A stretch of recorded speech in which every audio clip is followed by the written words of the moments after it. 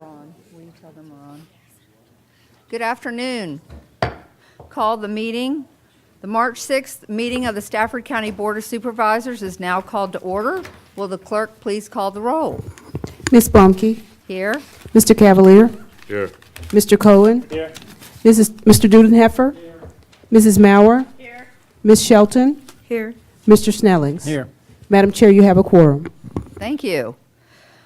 Thank you and good afternoon. My name is Meg Bomke. I represent the Falmouth District, and I'm the chairman of the Board of Supervisors.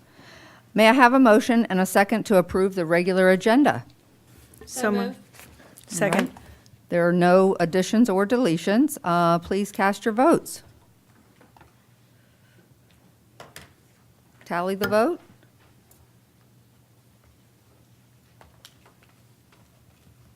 Motion passes unanimously. Next, we have our school superintendent, Dr. Bruce Benson. Dr. Benson, thank you for joining us today with your staff, and I see some board members and former board members. Thank you, Madam Chair, Mr. Vice Chair, members of the board, and Mr. Foley. Appreciate the opportunity to share some additional information about the school system this afternoon. I have an agenda, I think, that is at your place, and I'll try to go through this fairly quickly. First of all, we had our first meeting of my superintendent's Equity, Diversity, and Opportunity Committee on February 28th. We had Charlene Green join us from the Office of Human Rights in the city of Charlottesville. We had 31 participants. We had a really good first go, I think, at getting to know and understand some of the challenges that we face, not just as a school division, but potentially as a community. And we've begun to identify areas that the committee wants to get some additional focus and data moving forward. I just want to remind the board that we've identified 7 different areas that we're going to be focused on: achievement gaps in reading and mathematics, cultural competence and recognition, differentiated resources and support, disproportionate discipline, gifted education, specialty program access, diversity perceptions, protections, and bullying policy, and then workforce diversity. So we're going to be looking at a fair amount of data in these areas to determine where we might have some challenges and map out both some short-term and some long-term goals. One of the things that we did at the meeting, though, is we talked about who's not in the room, and we felt like there's some representation that we really need to have in order for us to be really effective in bringing recommendations to me and then consequently to the school board. And one of those areas is in our connection to local government, and so we have invited Donna Kraus to join us. We think she would be a great add to the committee, and she's agreed, right? That's good. Yeah, that's good. So we're looking forward to adding her. And we've got a few more areas that we're going to be trying to get some additional representation, but I think we got off to a really good start, and I'm likely going to ask Ms. Green to continue to provide some support to us as we get this work off the ground. Secondly, tomorrow evening, we have a listening tour, school board and superintendent listening tour that will be held at the North Stafford High Library. We certainly invite all the supervisors to attend if you have an interest in doing that. We have 4 main topics that we'll be providing a very brief overview for at the beginning of the meeting, to include school safety and security, budget, growth, and our Equity and Diversity Opportunities Committee and the progress that we're making there. The majority of the session, though, will be responding to citizen comments. So we'll be collecting question cards from folks, and Ms. Johnson will be helping to moderate that, and we will be responding both as individual board members and as superintendent to those questions. So again, we invite. And what time was that tomorrow? It is at 6 o'clock. Okay, at North Stafford. At North Stafford, and we're planning to be in the library because it's a beautifully renovated space. In the event that we have attendance that exceeds our ability to comfortably accommodate folks in the library, we'll move out into the cafeteria area. Okay. And we have plans to do that if that's the case. I do want to share a little bit more regarding safety and security. We talked about this at length yesterday evening at the Joint Schools Working Committee. This was a conversation at our board meeting earlier. One of the things I want to give some kudos to, and Mr. Cohen got at this last night, is that a number of initiatives that we've had in place have been in place for a while. Putting security vestibules in each one of our schools, moving to electronic access and A-phones, which differentiates us from any number of other divisions in the Commonwealth. Because if you look and see what's going on in the newspaper, you'll see that folks are talking about doing these things that we have planned to do for some considerable time, and I think we're ahead of the game. There are certainly areas that we could improve in, and the board has incorporated some of those into their funding requests in terms of enhancing physical security in the schools, as well as taking a look at some of the physical resources that we currently have in place, and might there be a way to enhance that. I just want to mention that we have over 2,500 cameras across the division. That's a pretty significant number for the number of schools that we have. We have panic buttons in our schools that are currently programmed for the overwhelming majority to a call center, but we're also looking at how we might be able to improve that level of physical security.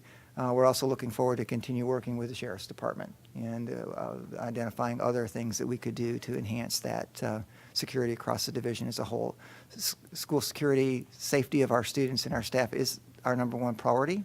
I don't think folks can do what they need to do in a classroom, a school building, without feeling that they are safe.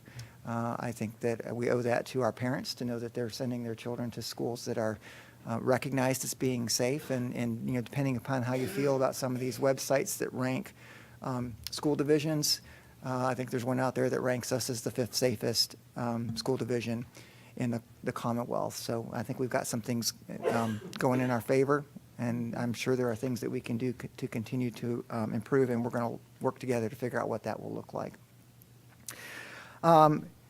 The Board of Supervisors may be aware of some dialogue across the country. Students, particularly at the secondary level, potentially middle and high school students, perhaps participating in some sort of walkout in support of the tragedy that occurred in Parkland in remembrance.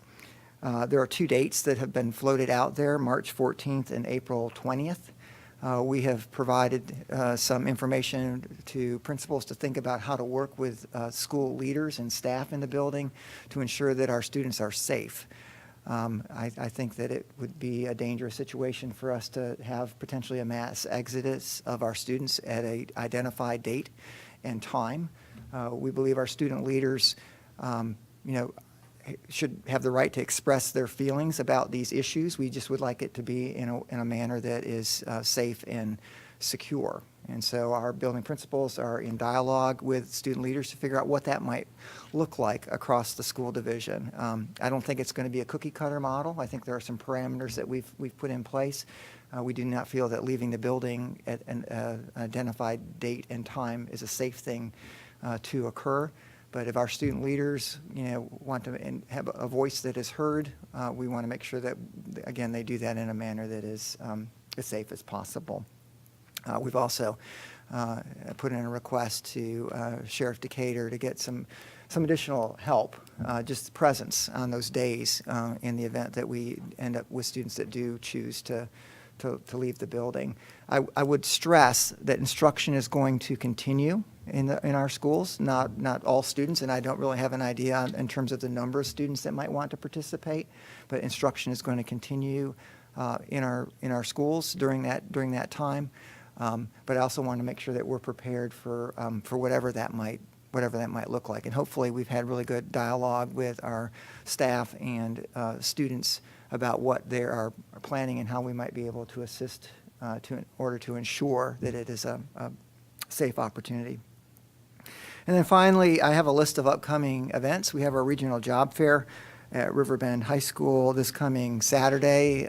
We have about 200 teachers, potential teachers, hopefully teachers, that are interested in coming to work for Staffford County Public Schools. That number is a little bit down from what we've seen in previous years. I think we've talked on a number of occasions about the shrinking applicant pool for teachers, so we need to make ourselves as attractive as we we can, we do that in a big way, I think, in the way we present ourselves, and I'm confident that Ms. Mauer. folks will be impressed with what happens during that time. So just on that note, are we going to reach out to some of those spouses of military personnel and see if we can invite them back and see if we can recruit those now that legislation looks like it's changing? So with the signature of the governor, and I'm hopeful that that occurs, we'll make sure that we get that communication out within our community to let folks know that there's a path here for a certification that could get you rather quickly into our schools. And we can help you. We have a great partnership with the base, and that might be a very positive communication that the base would be willing to send out to all of their military personnel that are serving here on Quantico and the Fort Belvoir region. So That would be very great. excited about that new legislation. We have the joint school board supervisors Head Start dinner coming up on the 12th. We will be recognizing Matthew Hauser for his work in designing a license plate for the Commonwealth of Virginia. Our Fine Arts Festival is on March 24th and 25th. Falmouth's 50th anniversary celebration will be on April 14th from 1 p.m. to 4 p.m. And then we have our, I'm sorry, did I get that? I have that in two places. Yes, I do. Sorry. And then we will be honoring our Teachers of the Year and guidance counselors and assistant principal and principal of the year at our honors banquet on May 2nd. And we would love for you to attend if you'd be interested in doing that. And Madam Chair, that concludes my remarks. Wonderful. Okay, does anybody have any questions for Dr. Benson? No? I would just like to say, when I read in the newspaper that they were going to have the walkout with all the students, I thought, our school board and Dr. Benson will not allow that to happen. And I didn't think about it another time because I knew that we have the leadership in place to make sure that that wouldn't happen. So I have faith in your all's abilities. And then also, I'd just like to say I'm really excited that you've done this Equity, Diversity, and Opportunity Committee, because that was something that the Stafford County Multicultural Coalition that we worked on, and I think that's going to be a great win-win for everybody. So thank you for all your efforts there. All right, thank you so much, Dr. Benson. And now we're going to move right along. Also joining us today is Sean Nelson, who is the Residency Administrator with VDOT. Mr. Nelson, your turn, and thank you for coming and providing us an update on our road projects in the county. No problem. Thank you all for having me. It's good seeing you all this afternoon. First, I'll start on the construction projects that VDOT is administering.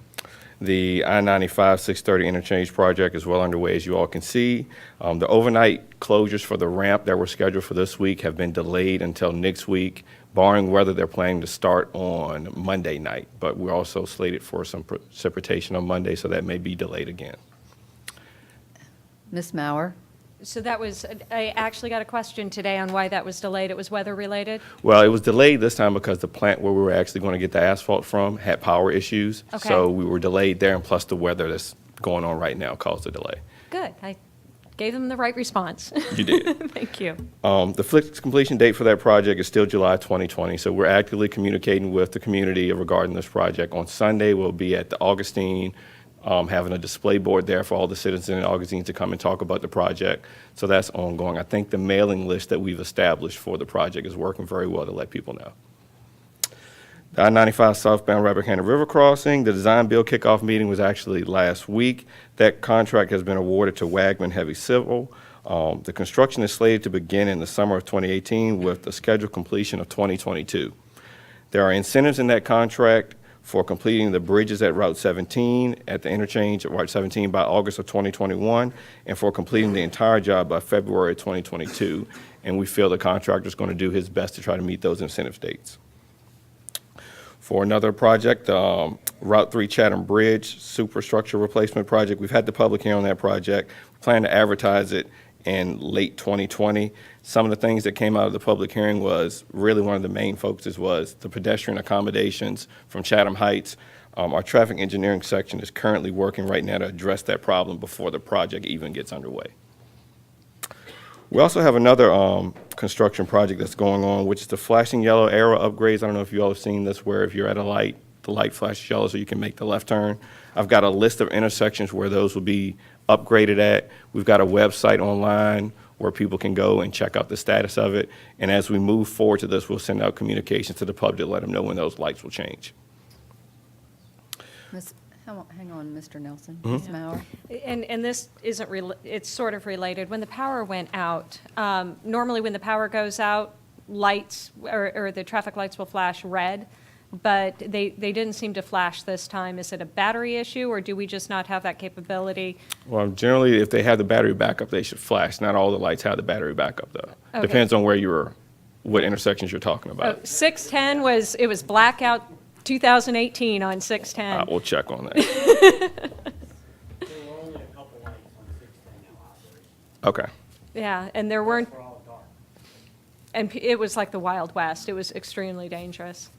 Gotcha. We'll check on that. For preliminary engineering, the I-95 FredEx Hot Lanes extension, we're working right now to complete the interchange justification report for that. That's the department's responsibility. We're planning to award the design build contract in the fall of this year, with construction beginning in the spring of 2019, and the estimated completion of that project is in 2022. One of the things that came up when we had the public hearing at Staffford High School was, Mr. Dudenheffer? Is VDOT doing the extension, or is Transurban doing the extension? that's the Transurban project. Okay. That isn't, I don't think, what you just said, or I missed the beginning. I said the department's working to complete the interchange justification report. That's our responsibility. So we're Okay. doing some of the studies involved in that When do we beforehand. expect to start on that? It's in fall of 2018. Well, no, construction in 2019 spring. So a year? Yeah. A little over a year? Yep. Okay, thank you. One of the things that came up at the public hearing was some of the sound walls at Chichester Park. We went back and reevaluated that, and the study has now found that it is reasonable and feasible. So the likelihood of the sound wall going there is great. So we'll probably have a sound wall along Chichester Park. Another preliminary engineering project is the Ferry Road Intersection Improvements Project. The project is slated for advertisement in November 2018, but if we can advance it, we will. Madam Chair? Yes. And then completion theoretically, Would probably be 2 years out from that. 2020. Thank you. The temporary signal at Route 1 and Telegraph Road, I recently received some of the design work yesterday. Our traffic engineering section is reviewing that along with construction staff. After that, we will issue it out on a task order to try to get it completed sometime this summer. Now, on to some of the maintenance activities. I've provided you all a list of the resurfacing routes that will be done in 2018. And I also have an update on the Vista Woods. We sent out a mass mailing to everybody in Vista Woods to give them an update on what was going on and how we plan to attack this over the next 2 years. We've created a website for them to go on that website and look to see when we're actually progressing in there. And we'll actually be starting some of the replacement this month with state forces. Okay, and just a couple of items. Can I get a copy of the mass mailing that went out? I don't live in Vista Woods. And if you can have Anthony send me a copy of the website, what I'll do Okay. is I'll post that on my social media sites and let Vista Woods know that they can Will do. follow the progress on that. We just had a community meeting the other night, and we were peppered with questions on that. Yeah, on the mailing we sent out, it had the email, it had the website on it, so I'll send you that and plus send you a link. Perfect, thank you. Okay. That's my report. Does anybody have anything for me? Does anybody, Ms. Shelton? Hey, Mr. Nelson, first of all, I received hundreds of calls, and I will tell you that most of them were very positive about the response that you guys had over the power outages, and I really wanted to thank you. And then, second of all, I heard some really great news today about the Brook Road project, that new construction project, and if people didn't know, that VDOT has been out there many, many times filling in potholes, and of course, every time you do it, the rain comes. And so I just wanted to share with you, if you didn't know, that the recommendation for the meeting just before this is for that to come to the board to approve that That's good. construction project. Yay. That's good. Yay. Mr. Dudenheffer? Sean, I want to start, I just have a couple of questions, but I want to start by telling you that I appreciate all the work that you do. And you are recognized in this region and even in Richmond with people that I've had dealings with down there as being one of the stellar up-and-coming engineers in VDOT, and we're thankful that you're here with us. Thanks. Okay.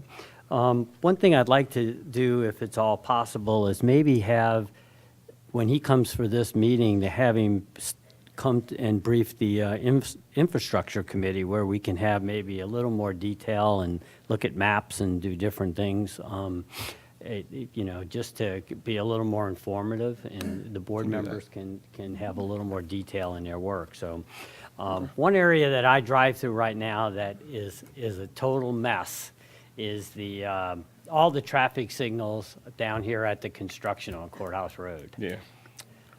And believe me, I've sat there and I've sat in the traffic wondering, how do you fix this? And I don't have a clue. One thing I noticed in New York, they have a don't block the box laws and whatever. Or can we do that? Or So it's interesting. We just did that at Truslow Road and Route 1. If you're traveling down Route 1 before you get to Falmouth, we literally put a big box with an X on it because people keep blocking the intersection. right, what you have problems is, like, people come off of Austin Ridge Road and they back up into traffic. So when the light turns green, all the traffic is basically stopped until they clear out of the intersection.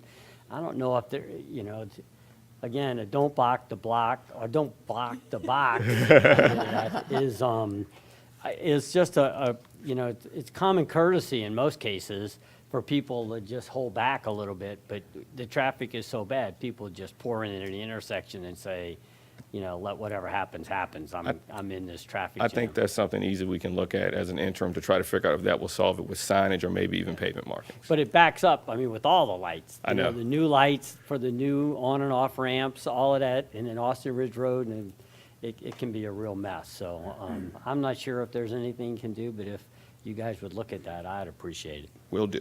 Thanks. Thanks again, Sean. No problem. Thank you. Mr. Snellings. Thank you, Madam Chair. The first time I saw that box in Falmouth, I thought it was a train crossing. I said, RF&P is coming through. Quick question. The roads and streets that dump out on Route 17, the lights are very slow. They give them about 6, 7, maybe 8 seconds. And I know your main goal is to push traffic on 17, but if you're coming out of Sanford Drive, you might get through if you're the third car. Okay. So if you could look at that, I appreciate it. Will Thank you, do. Madam Chair. Mr. Cohen. Yes, Mr. Nelson, I want to give you a tremendous thank you and much appreciation for your help on the issue down by the Falmouth area. That was really wonderful that you all were very accommodating and receptive, not only to the homeowner, but to my suggestions. So thank you very much. No problem. And I should be getting a sketch from traffic engineering on how to fix that other issue with the arrow. So once I get it, I'll send it to you. Thank you, sir. No problem. And I echo Mr. Dudenheffer. I just am amazed at the quality of your work. Thank you, sir. Appreciate it. Last comment is, I just want to say thank you that you all listened at the public hearing to what the Clearview Civic Association had to say. Thank you for that. For those of you that think it doesn't pay dividends when you go to public hearings, they do listen and hear what people have to say. The other classic case of that is a gentleman, Mr. Curling, who participated in the road noise levels on the additional express lanes. And this actually impacts the Chichester Park, which, if you've never been to that back baseball field, if you are a parent and you are sitting at that field, or if you are a player, you cannot hear what's going on the baseball field. And this particular gentleman brought this to our attention. And now it is in the VDOT study, and a wall will most likely be placed there. So it does make a difference, and I appreciate your efforts. Thank you. Thank you. All right. With that, we're going to move on to public comment. If you would like to comment, please remain courteous and respectful to the audience and to board members. It is also important for you to keep track of your time at the podium. The board would like to give all interested individuals a chance to speak. Please stay on schedule to ensure that everyone will have enough time to address the board. Each speaker is allowed 3 minutes to address the board. Speak into the microphone slowly, clearly, and loudly. Begin by stating your name and address. Please refer to the light on the podium to monitor the time of your presentation. Green indicates the start of your presentation. Yellow indicates you have 1 minute to summarize your comments. and red indicates that your presentation time is complete. And with that, I'm going to have one speaker card. So we will start with Mr. Dan Sandoval.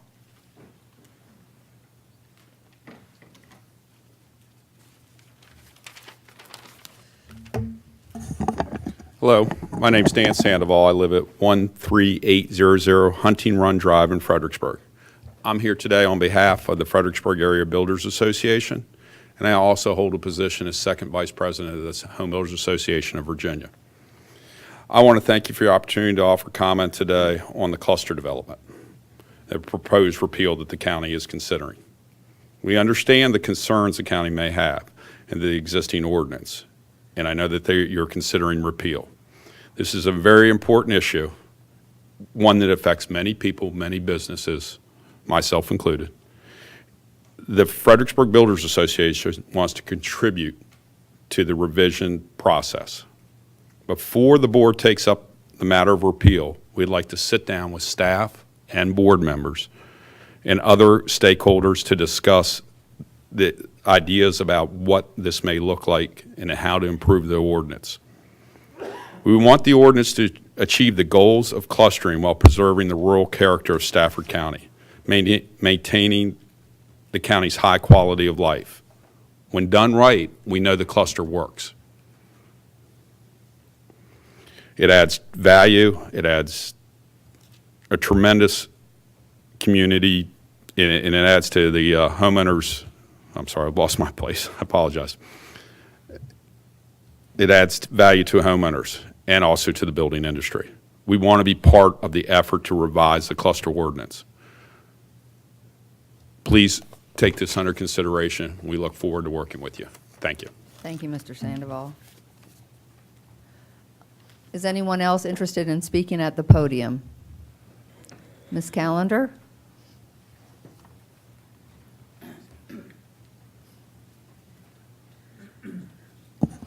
Elaine Callender, 622 Lancaster Street in Falmouth. I wasn't planning to speak today in public comment, but having heard the gentleman from the Builders Association speak, I believe that the Planning Commission has looked at this very carefully. They voted 5-2 to recommend an immediate repeal. And my understanding has to do with people who are buying homes that are not adequately served by water, well water problems. And I don't think they would make that recommendation without a crisis situation. So I just wanted to express that. There was a huge crowd here the other night, a lot of citizens who are impacted by the cluster ordinance in place now. So I just wanted to speak on their behalf. Thank you. Thank you. Is there anybody else on the left that would like to speak?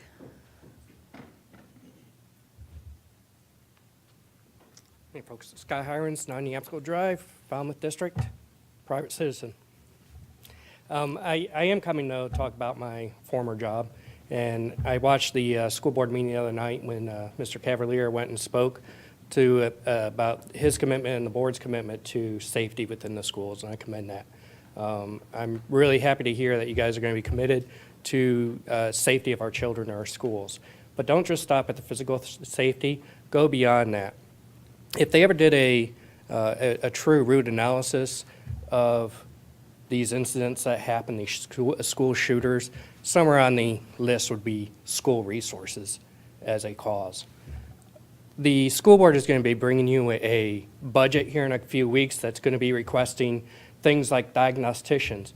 Those are positions that we've requested, that the school board requested, or at least over the past 3 years, if not longer. We've been able to chip away at them, but because of lack of funding, they have not been able to place a diagnostician in every single elementary school.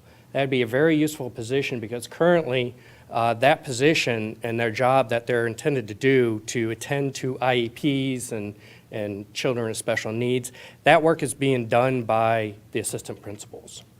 If we can get additional resources in there, free up the assistant principals to do what the assistant principals are good at and why they're hired, to build relationship with students, to find those students that are eating alone in the cafeteria, to make sure those students are not falling through the cracks because they don't reach the level or they don't have the parent involvement of needing an IEP or getting the extra attention.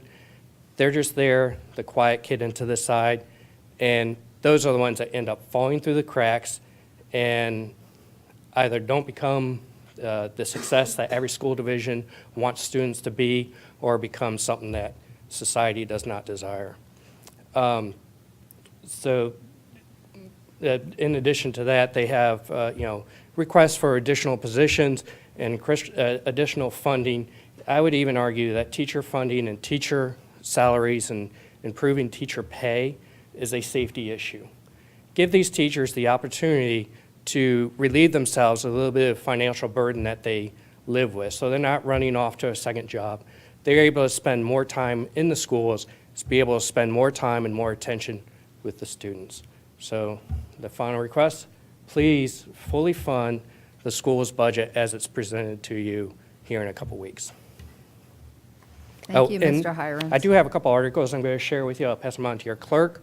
One is about the bullying effect on the young man, the shooter down in Parkland, and the other one is a article about an issue they have going on in North Carolina, trying to get more counselors and nurses, and explains how that's beneficial. Would anyone else on the left side like to speak? Okay, would anyone on the right like to speak? Please come forward.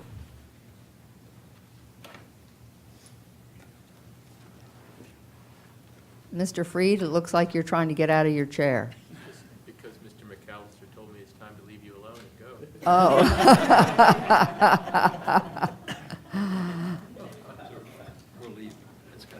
Oh, okay. All right. Thank you for coming. All right, would anyone else like to speak? Okay. With that, we will close the public comment, and now we will move to board member comments. Ms. Shelton? Yes, ma'am. The things that I've done in the last week, or actually the last 2 weeks, has actually been, there's a lot, so I'll try to keep it brief. Many of these same events were attended by other people. First thing is I attended a Unity meeting, a luncheon this past weekend, and that was a really wonderful event that was held up in Falls Church, and there were several supervisors from other counties in attendance, as well as Ms. Comstock and several other legislative individuals. Now, why that's important is we were brought together within the Spanish community to address issues that we have across Virginia that are related to our multicultural diversity. So I just wanted to give a shout out to that group that put it, because it was really good. The last thing that we did for the Aquia community was if you didn't know it, we have a roundtable meeting on the fourth Thursday of every month. Our last meeting, we looked at the way that we do our drive-throughs. And so we did a root cause analysis of the drive-throughs. And so I'm mentioning that to people because that is the purpose of that roundtable, is for communities to get together of people that have good solutions and to develop that. Our intent is to bring forth the items that we had as suggested ordinance changes into the CEDC. Unfortunately, because of our agenda with the cluster development, that one got pushed off. So I just wanted to let those people that helped and participated to know that we'll be bringing that forward the next meeting. And I also wanted to talk about the schools, because I went out to Brook Point High School and participated in an Inspire event, which is encouraging the teenagers to start voting. That was a really wonderful, wonderful event. If you guys haven't seen it, I was very pleased to see other schools around Stafford County attend that event and get their own ideas. It was just very inspirational. And I think that will conclude my notes. Thank you. Mr. Snellings? Thank you, Madam Clerk. Just very quickly, last week's storm was probably the worst storm in our history, at least in my lifetime. I've never seen anything like it. We had 37,000 businesses and homes that were without power. Right now, we still have 200 and Hartwood without power. I just want to take this opportunity to thank our fire and rescue and our sheriff's department for all they did. I believe last Friday they answered like 184 calls just in fire and rescue, when normally they do about 25 a day. Phenomenal. So I want to thank all of our first responders. We owe them a great deal. Also want to thank Dominion Power and Novak. And I know those of you that are still without power don't understand why. But I can tell you one thing, those guys and gals worked feverishly, 24 hours a day, around the clock, trying to get power back on. And with all they had to do, I'm surprised they're as far along as they are. So thank everybody involved, and hopefully the good Lord won't allow that to happen to us again. Thank you. Mr. Cavalier? I also wanted to mention the power outages because I want to thank the residents basically here too, because they endured some pretty good hardship here, particularly those in Widewater and some even in Aquia Harbor. I know I didn't have electricity till about 4 p.m. yesterday, and some went further than that out in Widewater, and they're always the last to get power back. And so, you know, it's very hard to understand that in the way the grids work with the power company. But, you know, by and large, for the most part, 99.9% of them don't complain. I got a handful of calls only on that, and there were a lot of people who had to go through a lot of hardship. And so the residents of my district really, I think, stood up well for this storm. I hope in the future we can look perhaps a little bit more ahead and perhaps open up some other buildings, public buildings that we have available, the firehouse and some other areas so that people can recharge their phones and take a shower and maybe get a meal, because when you go on for 4 days, it drags on for a while.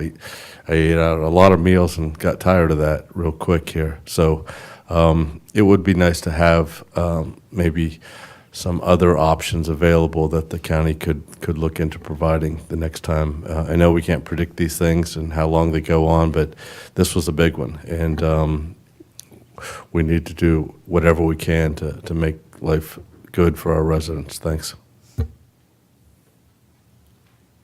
Mr. Colwing? Thank you, Ms. Childs. First, to stay on the storm, thank you to not only the staff, but particularly to the White Oak and Falmouth Fire Department. They've battled a rather unpleasant brush fire for over 3 hours in very bad wind on Friday, and did a great job. And so I think the people down in Hollywood Farms area appreciated that, and talking to them, they very much appreciated the work of the fire department, so thank you. And also thank you to the various staff. When I drove around and would find a wire down or something, if I contacted people, they were very amenable in trying to help, and so thank you for that. Attended the joint schools meeting where we talked about the whole spectrum of issues pertaining to safety, and definitely want to give a shout out to Sheriff Decatur and his excellent men and women who do a lot to protect our children and work with them. And also the idea of trying to deal with mental health issues. As we heard that there's a gap that we need to be addressing for those students at all levels, and that's wonderful. I met with staff, particularly Mr. Foley, so I appreciate that. Had a meeting. I serve on the Staffford Museum Board, and so that's always enjoyable as we try to move onward to capture the rich history that is Stafford County. Nobody's mentioned it so far. I don't want to steal anybody else's fun, but I had my first groundbreaking this morning, which was a dirty job, but it was rather enjoyable. And on a serious note, a staple in Stafford County, David Kerr, his mother passed away a couple weeks ago, and there's a memorial for him Saturday for his mother. And David is a staple in this county. He is a true gentleman. He served on the school board. He serves on many different avenues for this county, and I hope people keep him in their hearts. And with that, that's it, Madam Chair. Thank you. Mr. Dudenheffer? Thank you. It always amazes me how many boards and commissions that the members up here serve on outside the site of what what the general public sees. If you think that our work just involves this meeting twice a month, this is like the tip of the iceberg of the amount of work that and participation we perform in regional, statewide, and local committees and commissions. Excuse me. I'm the chairman of the Fredericksburg Area Metropolitan Planning Organization. This is the second time that I've been elected to be that. A big issue we're talking about on the regional level has to do with smart scale and the impacts of the FredEx funding for the northbound river crossing, the off-ramps to the southbound river crossing, and then the other projects across the Fampo region that we will submit for state funding in the, I think, 2022 timeframe. And it isn't always a smooth sailing where we all shake our heads and agree, because different counties have different priorities, and we spend a lot of time trying to get through to the base of that. I'm also the chairman of the infrastructure committee, and smart scale is another big issue for the county. We're allowed to submit 4 projects to the state for state funding through this smart scale project. It's a complicated type of a process. This is the 3rd iteration of that, and you learn something every single time you go through on how to make your roads look more attractive, so they attract more state funding as we go forward. So in conjunction with that, I'd mentioned before, but I think it deserves to be repeated, that we're working on a very comprehensive analysis of our secondary road infrastructure in the county that will look at hard data. Where is the traffic going? Where are the choke points that we have? Where are the tickets issued? Where are the school bus drivers think of them? I mean, we're gonna take it all in. But one unique part of this, which was Mr. Dayton came up with, is it's mind-boggling the number of studies we've done over, say, the last 10 years. And we are literally going to break out all of those studies and try and pull them together to add the information from them into our analysis. So it's a very comprehensive work. We hope to have it finished by the end of the summer. And then once we have that list, it'll be easier for us to decide what projects should go first. Most people, they think that the road that they're traveling on is the one that is the most congested or the most unsafe. I think we owe it to the citizens to do a data-based analysis of what those road projects are, and I'm committed to doing that. We have some great people that are going to be working on that in the future. I don't think enough can be said about the work that the schools and the sheriff's office, with support of the Board of Supervisors, is doing for school security. I don't think there's a parent out there who heart didn't go out to those parents in Parkland. Having lost a child myself, I can tell you that is not a community or a club you ever want to join. It's a very painful, long-term agony that goes with it. So we owe it to the citizens, we owe it to the children, who are our most important asset in this county, to do whatever we can to make sure that when they go to school, they come home in the afternoon safe and sound. And I think every member of this board is committed to being part of that solution, and we will continue to do that. We also have a legislative committee, meets once a week during the session, the legislative session, which concludes this week. And we've had some successes, and we've had some not so good successes, some failures, I guess, along the way. But some things I think that are very relevant, that are important, deal with military spouses' licensures and how that'll affect the schools. I think it's going to open up a sizable pool of qualified teachers who've got plenty of experience, who would love to teach here for 3 or 4 years while their husbands are assigned here. I've known many of those over the years. And last thing is the Widewater State Park, which is the phase 1 of the 3 phases, is coming to conclusion. And it looks like both the budgets that are in right now in committee, that they're they're killing each other over, includes operational funding for the startup of the Widewater State Park. So if you haven't been out there, it's a beautiful venue. It's going to give the county and the citizens here access to the Potomac River, which is something very rare. We don't have that very much. So I'm proud of the work I did with that, and with Supervisor Cavalier, we spent a lot of time courting delegates and legislators and the Parks and Rec people from the state to make sure we get that park open. And lastly, we did most of us, I think, well, all of us attended the groundbreaking for Station 14, which is located on Shelton Shop Road in the Garrisonville district.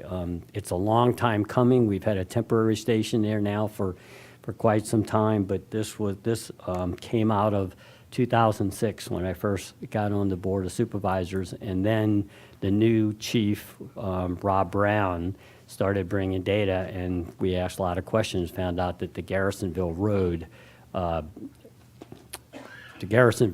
area was one of the least served areas of Stafford County, and I couldn't understand that because of the suburbs were the most densely populated. Why were we kind of at the low end of service in the county? And we ended up deciding we needed a station there at 14, right there at Shelton Shop and 610, and it's going to be a beautiful facility. It'll have some public facilities in it that people can use in the community, some meeting rooms and some stuff like that, which I think are sorely needed. I want to thank the fire and rescue folks in this county. They do a tremendous job with the resources that they have. People don't know, but since 2006 or so, I think we've added over 150 full-time fire and rescue personnel to the roles here in Stafford County. And we know that we're not there yet. We need to continue building our fire and rescue department so that the people here feel safe when they call 911. A sheriff's deputy, an ambulance, or a fire truck is going to show up, and they're going to know what to do when they get there. So that's our commitment to everyone. So thank you. That's all. Mrs. Maurer. Thank you, Madam Chairman. First, I would like to remove number 6 and number 8 from the consent agenda. Also attended the Legislative Committee. Mr. Dudenheffer provided quite the synopsis of it. Joint schools, that was an interesting and lively meeting, and I can tell you that there is commitment on both sides of the street to school safety. I also want to thank Sheriff Decatur for his leadership in beginning the Sheriff's School Safety Task Force. And I'm looking forward to your recommendations and appreciate you working with the school division, because quite frankly, the two of you, those two organizations are going to be on the forefront of these issues, and really appreciate your leadership on that. Also attended PRTC, where we're having a discussion of revamping some of the financial reports. There is much discussion about a VRE fiscal cliff, and the reason it's incredibly important to here in Stafford, number one, we contribute to VRE, and it could be another $1 million hit to our budget. And number two, we utilize the gas tax to pay our VRE subsidy, and that gas tax was also utilized to kind of work on road projects here on a community perspective, and that has dried up considerably since gas prices went down. So there's the good, we're paying less for gas, but the bad is we have less money available, and they're talking about doing a floor so we could get that gas tax money back, except it's all looks like it might be going to VRE. So there is some challenges both on PRTC and VRE. I want to thank staff for attending the Vista Woods community meeting with me, another lively bunch. And we're working through some traffic calming issues and getting community input and community support. And I really appreciate everybody in Vista Woods who gets involved in their neighborhood and coming up with solutions for their neighborhood issues. Also attended the Windsor Forest Homeowners Association. They asked a lot of questions, primarily about the cluster ordinance signs. And so I was able to explain what is going on here at the Board of Supervisors, what we are trying to do, and clarify some of the misinformation that might be out there. Also attended a meeting with the BASE, Quantico, as part of kind of an offshoot of the Quantico Regional commission, and it looks like we're going to have a lot of partnering opportunities with the base. The base is one of our largest employers. They contribute more than $1 billion to our economy, and now they want to partner on sharing some of our facilities and infrastructure. And so I really appreciate them reaching out and asking us to, for help as we provide help to them. And finally, I want to echo my board members' comments on the incredible job all of our public safety personnel, fire and rescue, the sheriff's department. There were some pretty substantial damages to homes in my district, and I am talking about trees cutting through the center of these homes and demolishing them. We had quick response from fire and rescue. We also had quick response from the community. Everybody looked at the storm as, oh, it's a little bit of wind, and I think there was some snickering about the schools closing, and you made the right call. It was a very dangerous storm. It kind of likened it to a hurricane without the rain. And with all of the stormwater issues I have in my district, I'm grateful there wasn't the rain. But it was a very, very dangerous storm. And we were calling it Blackout Staffford 2018 because all of 610 was out with the exception of like 4 restaurants. And God bless those waiters and waitresses that were there, because they were doing yeoman's work as everybody was looking for a hot meal during a time of, it was challenging for everyone, but we came together as a community.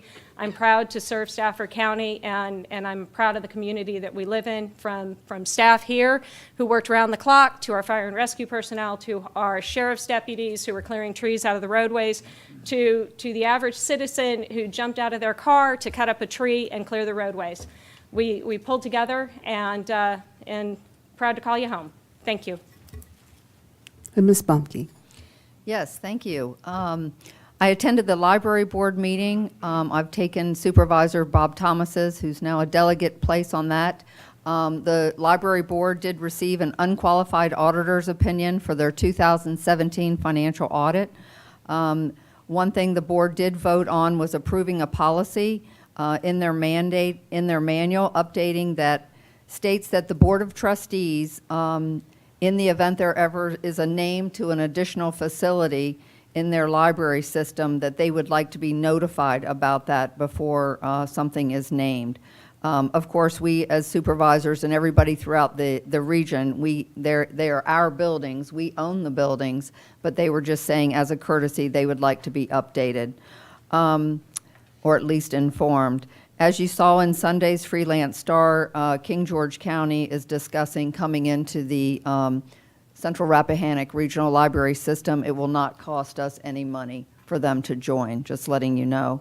I also attended the tourism event at the Potomac Point Winery. It was very well attended by a lot of the hotel staff in this region.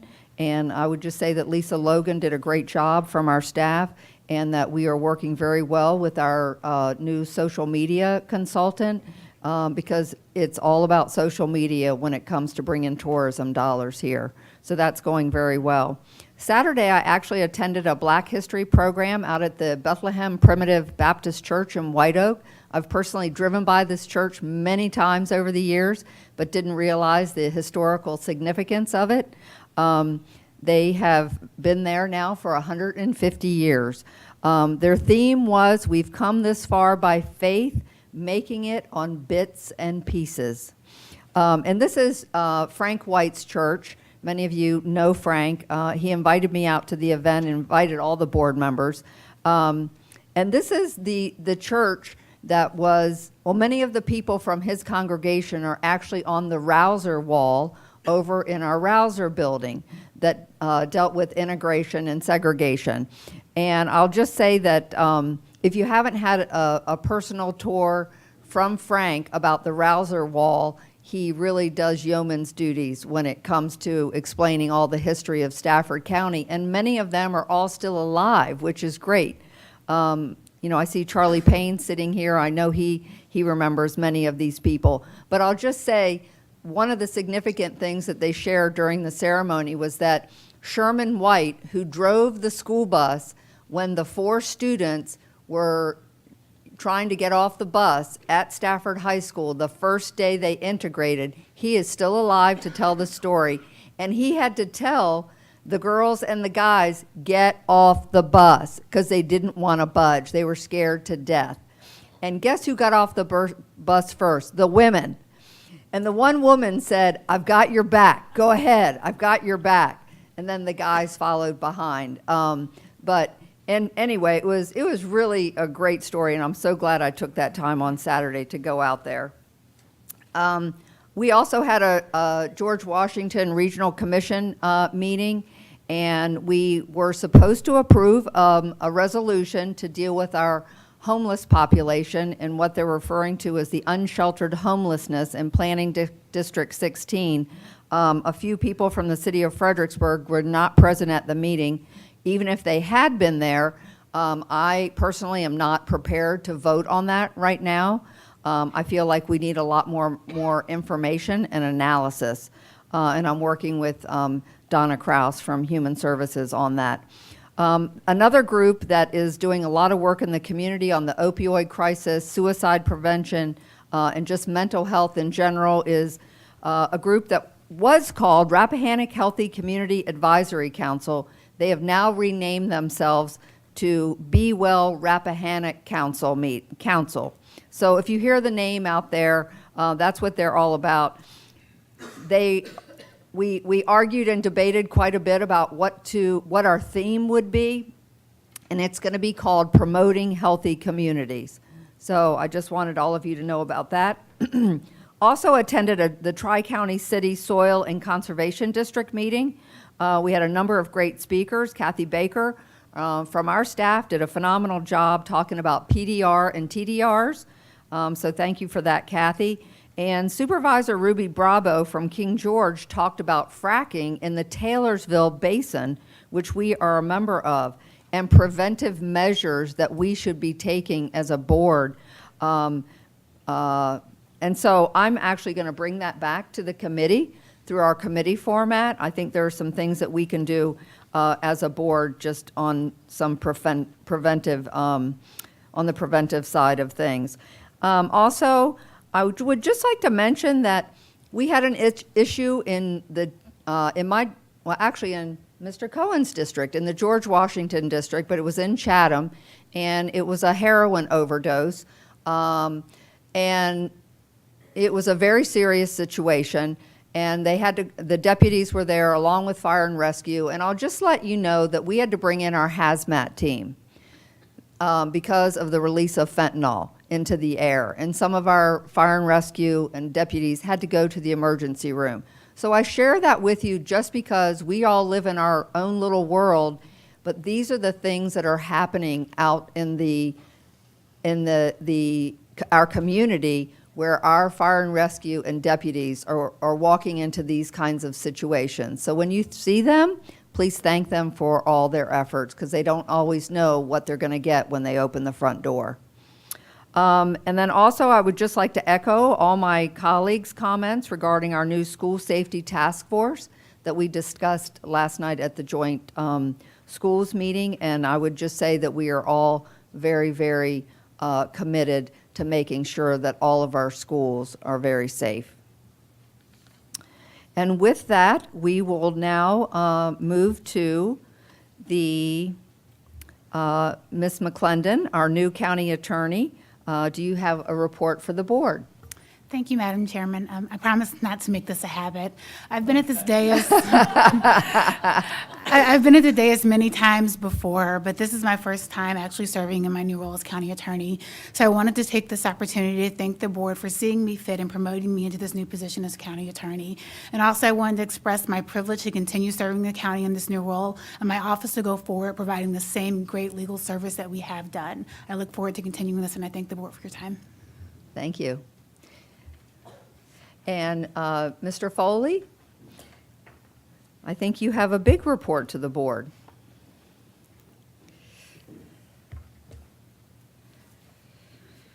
Thank you, Madam Chair. There are two items on my report. The first is just the monthly report, and if there were any burning questions, I'll be glad to answer them.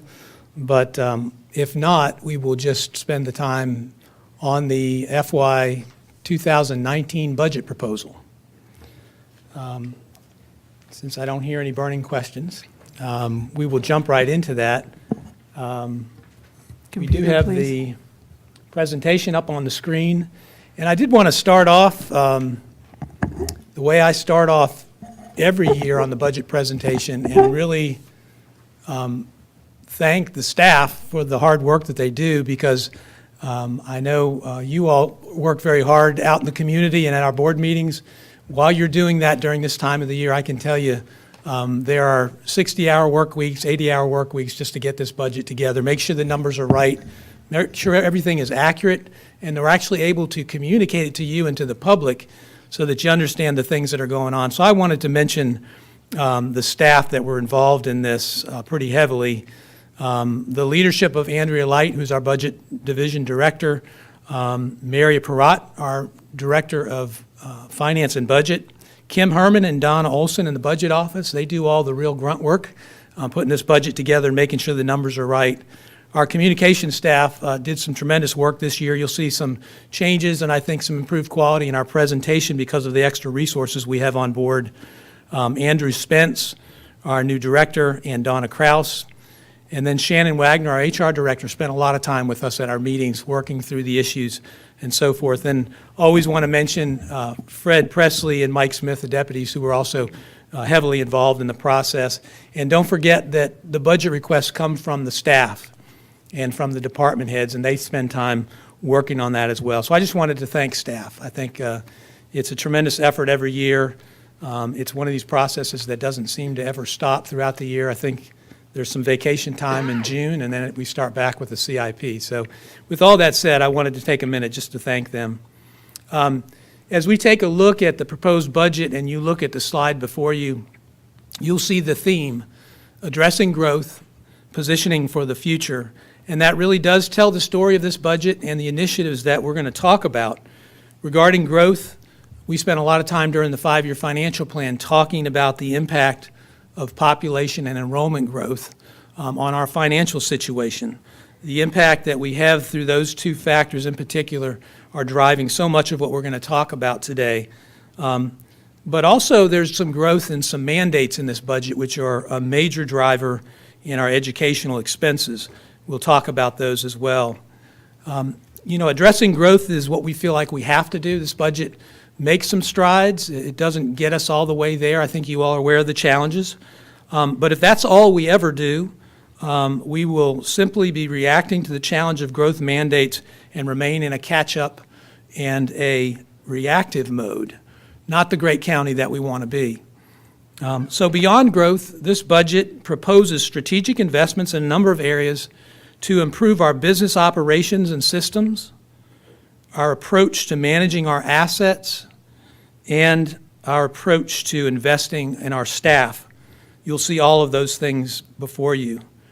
It's the beginning of a more proactive approach we want to lay the groundwork for this year and build on in the years ahead. So beyond reacting to growth, this budget proposes to position us for the future, a future that is more and more impacted by Northern Virginia. And we'll talk a little bit about that.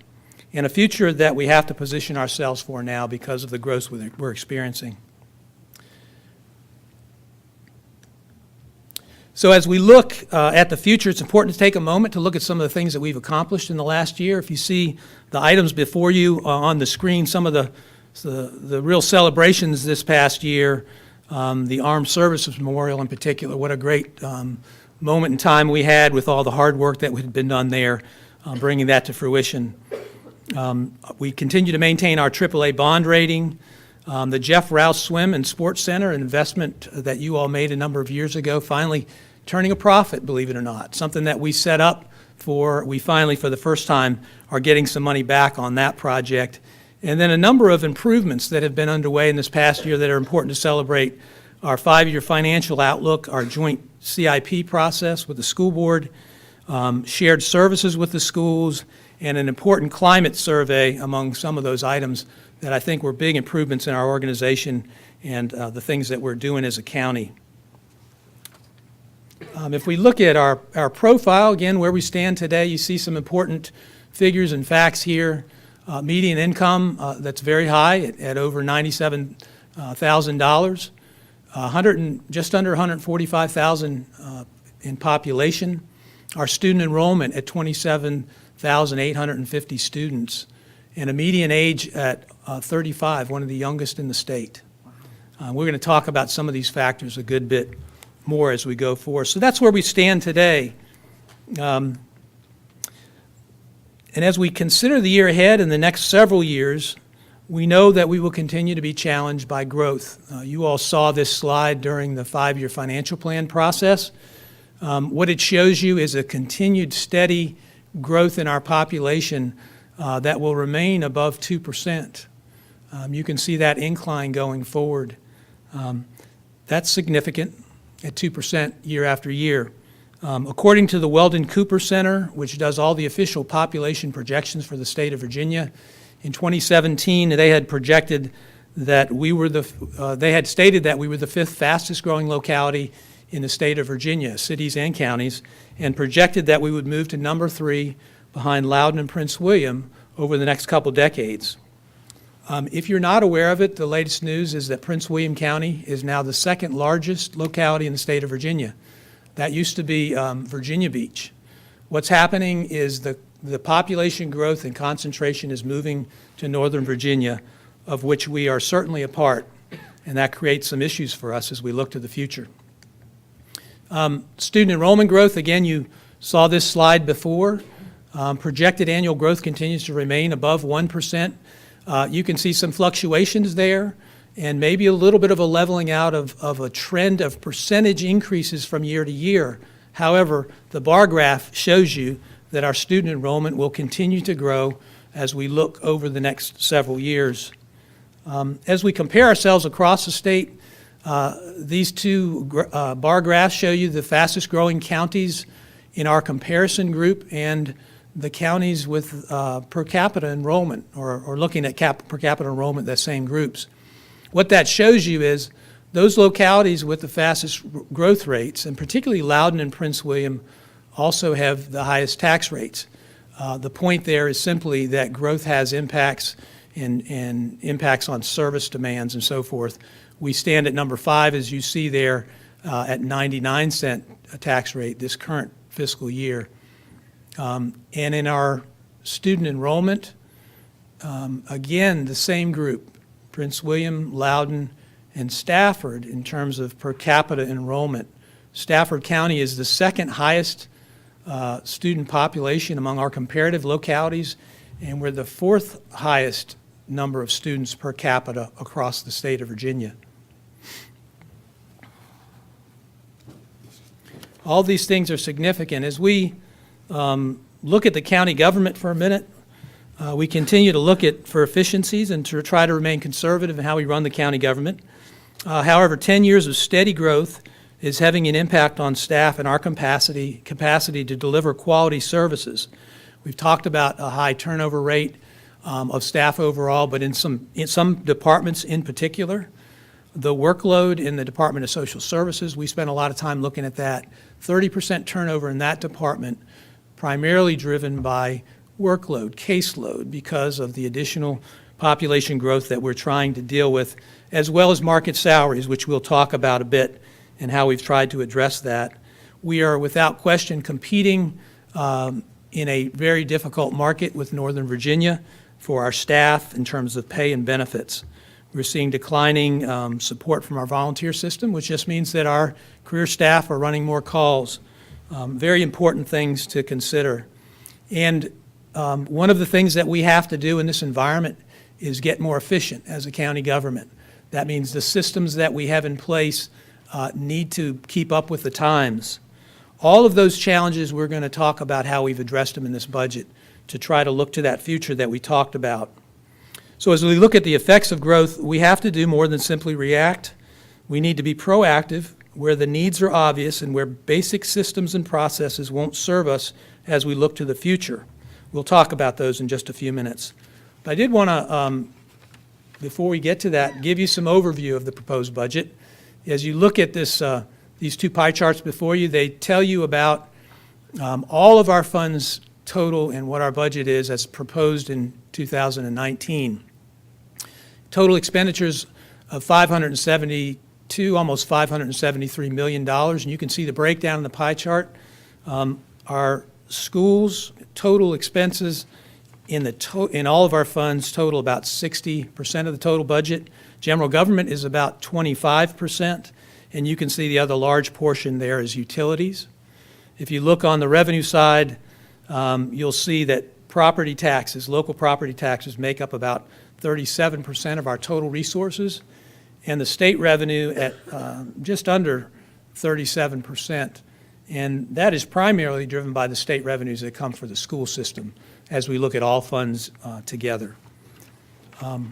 If we shift now to where most of the activity occurs in terms of our collection of local tax revenues, they all come into the general fund. If you look to the right-hand side, you see that property taxes make up the lion's share of that. About 70% of our general fund comes from property taxes, primarily our real estate and personal property. Non-local property taxes, the next largest piece of the pie, is really where our consumption taxes, sales, meals tax, and hotel motel taxes are laid out in this pie chart. You can see some of the other sources, including state revenue, as the next largest piece. And in the general fund, we spend over 50% of our dollars on education, and our public safety makes up about 20% of that total pie. General government and our other services that we provide are included there. As you look at non-departmental, that's where we have some debt service expenses and a variety of things that we'll talk a little bit more about, including some capital items, smaller capital items. But that's the picture of the general fund. We want to talk a little bit more about some of those highlights, but our general fund this year is proposed at $301 million, just above that. And some of the highlights, the budget is up 4.6% overall. Our property taxes are increasing about 3.2%, and consumption taxes remain strong at about 4%. We are in this budget proposing the strategic use of one-time monies from our fund balance from last year. Rather than waiting till mid-year making some decisions, we're trying to roll that process into the budget so that we're sure that we're prioritizing those uses for the most important things. These are only going to be used on one-time items, though, not to support ongoing expenses. You see the large budget drivers there. Education funding at $6.36 million. That total takes up approximately 57% of all the new local revenue growth that we're expecting in the coming fiscal year, 57%. Public safety, the next largest, takes up about 33% of that. Mr. Yes, Foley? ma'am. Ms. Maurer? Just a quick question. We're planning for a $6.36 million, your proposed budget has a $6.36 million increase in contribution from us. What was the request? I think the request was somewhere in the neighborhood of $12 million. I don't have the exact figure. 12 million of an increase from the Right. Board of Supervisors. And this 6.36 is important to point out is education in total. We're going to talk in a few minutes about how that breaks down. Okay. Thank you. And then we do have a work session with the school board on the 20th, and they'll be presenting their budget as well. But certainly it does not fund the request of the school system. It's fairly far short because of some of the other demands in this budget. Again, public safety, staffing in particular, we'll talk about that at just under $2 million. Staff salary increase at about 2%. You see that total. There is a 1% market pay adjustment in here for those most critical positions. And then we talked about the challenge of social services, so there's some staffing in this budget that we'll talk about in greater detail as well. Those first two items are the big drivers. In terms of our tax rate for the coming fiscal year, as a result of a reassessment, which we do every 2 years, the tax rate is proposed to drop from 99 cents per hundred to 96.5 cents per $100 of assessed value. This is a reflection of the difference between the revenue that we have been getting and the revenue that we're expecting to get because of the rising value of properties. You can see residential is up on average over the 2 years at 9% and commercial at 5%. So what we have done is drop the tax rate down to the effective rate to get about the same amount of revenue. It is slightly above that, less than 1%, and that's what generates this new rate that's proposed at 96.5 cents per $100. You can see that it has been Excuse me, the... Mr. Foley. Mr. Cavalier? Yes, sir. Mr. Foley, what is another penny on the, what's each penny on the tax rate cause us in terms of actual dollars, 1 point? Yeah, every penny 2 million. generates about $1.6 million $1.6 of million additional per revenue penny. from Thank you. real estate. Yep. You can see that the trend in Stafford back to 2012 has been to drop the tax rate as the reassessment has gone up. That doesn't mean that the tax bills have dropped like that graph shows, but the tax rate has come down because the values have gone up. So this is every 2 years we go through this process, and this is the rate that we have proposed in balancing this budget for 2019.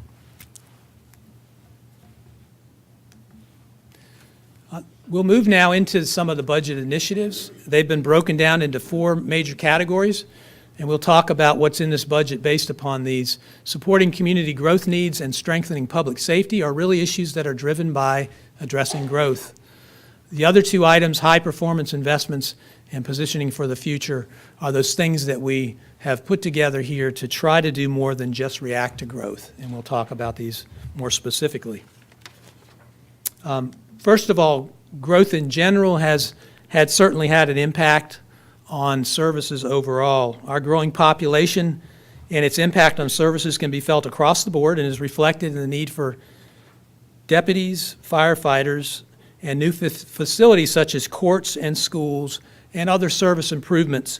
In addition to the need for staffing to address this demand, the growth in our north has impacted the market for new staff due to the challenge of providing competitive pay and benefits. As we looked at our social services staffing, we knew that some of our folks were as much as $11,000 behind in salary in some of our positions in social services. We are not proposing in this budget that we match those localities, but we need to make some progress and lessen that gap. As we go through the presentation, you'll see how we've tried to address both staffing and pay. One of the most significant challenges, however, has been keeping up with education demands due to the growing enrollment, competitive pay, and mandates of the Children's Services Act. As we look at this next chart, you see the major components of that $6.36 million that we talked about, eating up about 57% of the revenue growth. First of all, on the top left, funding for growth. To maintain the current per pupil expenditures that the county contributes with enrollment growing, we've set aside $1.55 million. And then beyond that, more than doubling that growth number, there's money set aside for school board priorities. Compensation is one of their large challenges that they're working on. That's some additional money that would go towards supporting the school's operating needs. And we have seen an increase in our debt service payment, which is also directly attributable to the school's budget. The other 2 items that you see here are also driving education. Private day school placements in this budget are up 67%, or $2.69 million. There is some support coming from the state for that, but we are expecting about a $1.2 million impact in local dollars to provide the projected new services. In the last few years, you'll see some of the way those expenses have grown. We think this is a good projection based on our experience over these last few years. But in order to keep people out of the highest placements, the highest cost placement for these children that need education services in a private setting, we are also proposing in this budget that we invest $285,000 and put a new classroom in the public schools to keep some of these kids in the schools where they live, not having to go out to the highest placement cost that's out there. So this would bring down cost by making an investment and take care of some of the growth in this area. This is significant. $2.6 million and $1.2 million in particular taken from our local revenues to support this mandated service to educate children in private setting keeps us from being able to do more on the other side of the school budget. So, Mr. Foley, would this classroom that you have to increase, where is it, in the middle, the 285,000, would that be similar to what we have down at the Heather Enfield facility at Drew Middle School? It is an expansion of the existing program that we have for public day school. Okay, and we do not need permission, or the schools would not need permission to build or implement that program from the state. They could do it on their own. Yeah, public day school. Because it's is public. something, and we have it in place now, and we've worked with the school system on this expansion, so we're on the same page to move this forward. Okay, thank you. And again, it's just an expansion of the current program. Ms. Mauer? Yeah, just for the public's benefit, you kind of look at $285,000 to serve 6 students. What is the average placement costing us right now? And if you don't know that number, I think it's In private? in private facilities, yes. Well, if we go to the next slide, I can answer sorry. that specifically. Oh. There we are.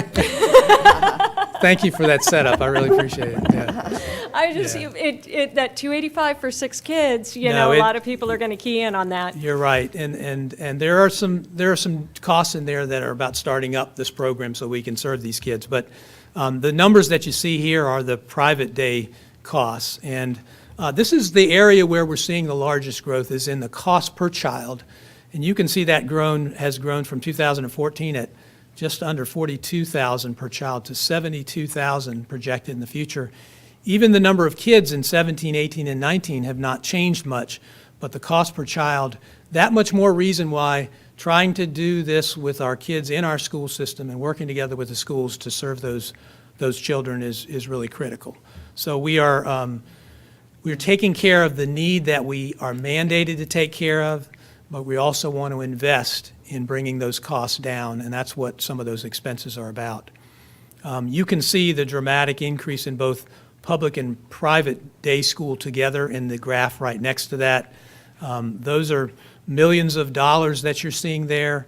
In mid-year, we've come to you and asked for $500,000 because of this mandate, and as much as $1 million. So what we've done in this budget is plan for it and not underestimate and have to come back to you. So we've built it into the budget now that we have a trend here that we think is what we're faced with. The other localities in the state of Virginia are struggling with this as well. Mr. Foley, I just want to circle back. We talk about, and this isn't for your benefit, but it's for the public's benefit.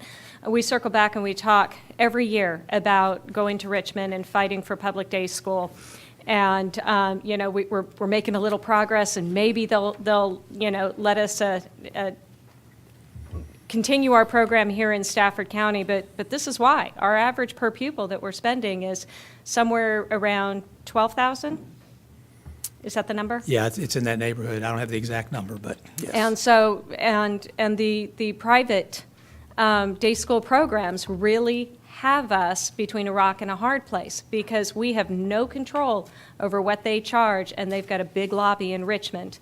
And our state legislatures are really putting us in a tough spot. And again, I'm not preaching to you, but it's really important to illustrate this point for the rest of the public here in Stafford County, that the private day school providers that are taking some of our most challenging children, God bless them, but we have no control over how much they charge. And Richmond is forcing us, where we have excellent educators here in Stafford County, and I really want to thank Stafford County Public Schools for having this day school program and trying to A, keep those kids from being on 1-hour bus rides, but B, trying to control those costs. And we're one of the only counties in the state of Virginia that is doing that, and we're fighting the state legislature every year, because $2.69 million would go a long way to teacher raises.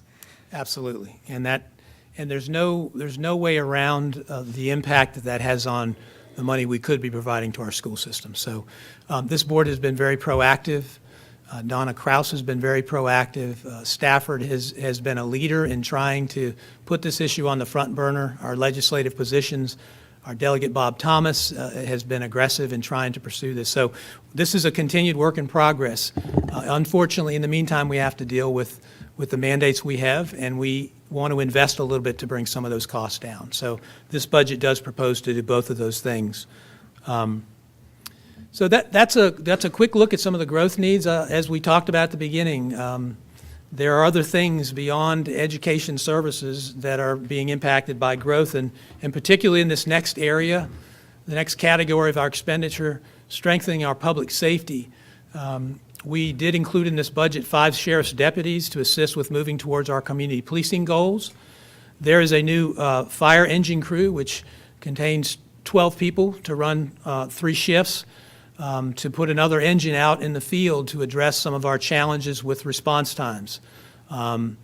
We are working towards that diligently. I will say on this one, in the year ahead, some of the requirements that we're under a grant right now will go away in December and will allow us to drop our minimum staffing on an engine to 3 people per shift rather than 4, which is pretty standard in localities like Chesterfield County, Albemarle County, and a number of others. Once we get to that place, I think what we're going to end up with is really 2 for 1. If we're able to fund this one engine, I think by mid-year we're going to be in a position to then shift some staffing and get another engine out. Those things are going to make a huge difference with some of the challenges that we've been faced with in terms of responding to calls because of the decline in volunteer support and just the increase in calls. So that's a really important proposal in this budget. Our hazardous duty public safety folks are the only in the region and beyond our region that are not receiving a retirement multiplier in their benefits when they retire that's at the highest rate it could be. So we are really just moving to the market on this third item that I've identified here to put our public safety folks in the market for their retirement benefits. And finally, to help invest in volunteer support for our fire rescue system, we are proposing to add a volunteer services coordinator to work with recruitment and retention of volunteers to work in our fire rescue system. And we'll talk a good bit more about fire and rescue when we get to the work sessions. I want to say that in addition to the items you see here, we have proactively set aside some of the growth in our revenues to pay for some of our future obligations. The grant that I mentioned, the SAFER grant for fire rescue, expires this year, so we have set aside $366,000 to help overcome that because we're going to need to keep those staff on board when that grant runs out. And we're also setting aside from current revenues $350,000 towards the ultimate debt service payments on a new court system, which is under review right now. One way or the other, there will be an expense to that, so we're planning for that ahead in this area of public safety. As I've mentioned earlier, 33% of our new revenues are eaten up by these increases in public safety. I did want to say that there is a market study underway for our 911 dispatchers, and we've put the first priority after social service workers on getting their pay to the market. That's also something that's in this budget going forward. And just one final note, a new funding formula has been developed and is currently under additional review regarding how we fund our volunteer fire system. We used to be on a performance-based system that does not work given the current conditions that we have in the county, and we're moving to more of a zero-based budget approach, which will also set aside some one-time monies for needs that come up from time to time, and will move us towards bulk purchasing and shared expenses across our departments that we think are going to be much more efficient in terms of the use of these dollars. We're going to talk about that in more detail. It is a work in progress. I don't think that any of the numbers in this budget are going to need to go up to implement it. It's possible that they could come down slightly. I will say that this volunteer services coordinator is funded about 80% from savings we expect to realize from moving to a more effective system. The important part of that is that what we're going to do is make sure our volunteer system stations have what they need to operate on a day-to-day basis, their basic needs. So this change won't take anything away from achieving that goal. So we move now from the first 2 categories, primarily addressing the impact of growth and our reaction to it, to positioning ourselves for the future. On this next slide, you'll see a number of things that are important. The social service workers in there are 4 of them that are certainly about the growth that we've expected, but they are really an investment in quality services, which have suffered due to the heavy workload and being significantly behind the market for social services. The remainder of the positions, though, are to support investments in our systems, economic development, and continuing to support quality financial review and analysis to address future funding challenges.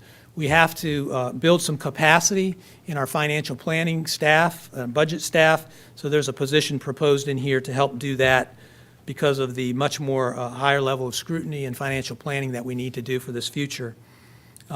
Finally, regarding staffing, this budget proactively plans for the potential of Medicaid expansion and its impact on an already strained department by including a contingency for 2 additional positions paid for 85% by the federal government.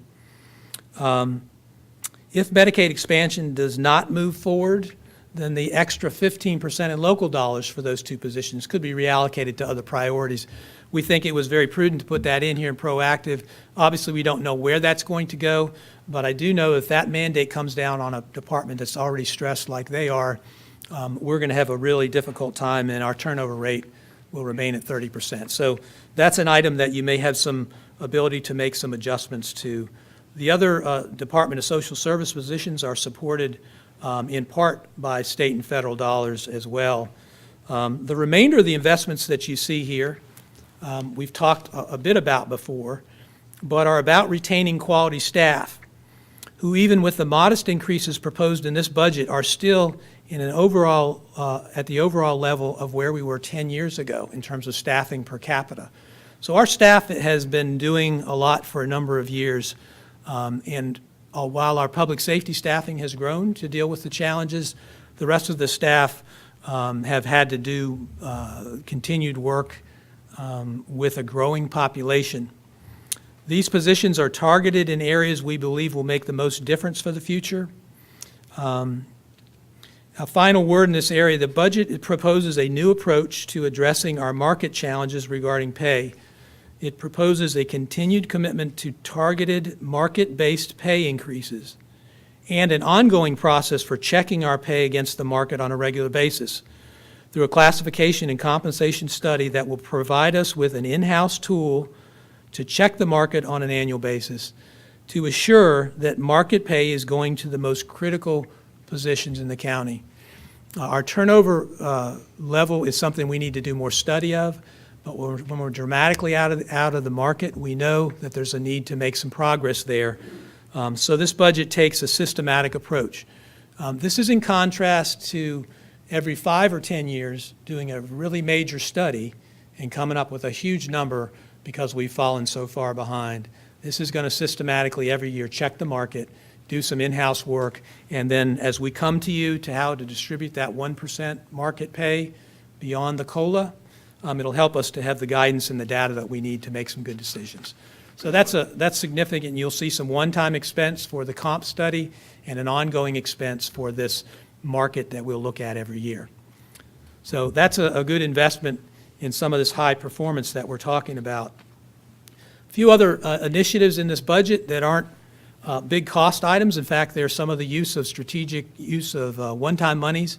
We are proposing to set up an innovation fund to try to charge up our employees to come up with great ideas to save us money and to improve services. So we've set aside $100,000 in startup money, if you will, for new ideas that come forward that are proven to save us money in the long run. We've got some extra money in here for skill-based training programs and money in here for a talent management system to leverage our talent within the organization. This system will provide performance management, succession planning, and learning opportunities that we're not able to provide now. Again, some of the other investments we're making in our staff. And our final area is positioning for the future. Some of the strategic investments that we are proposing to make.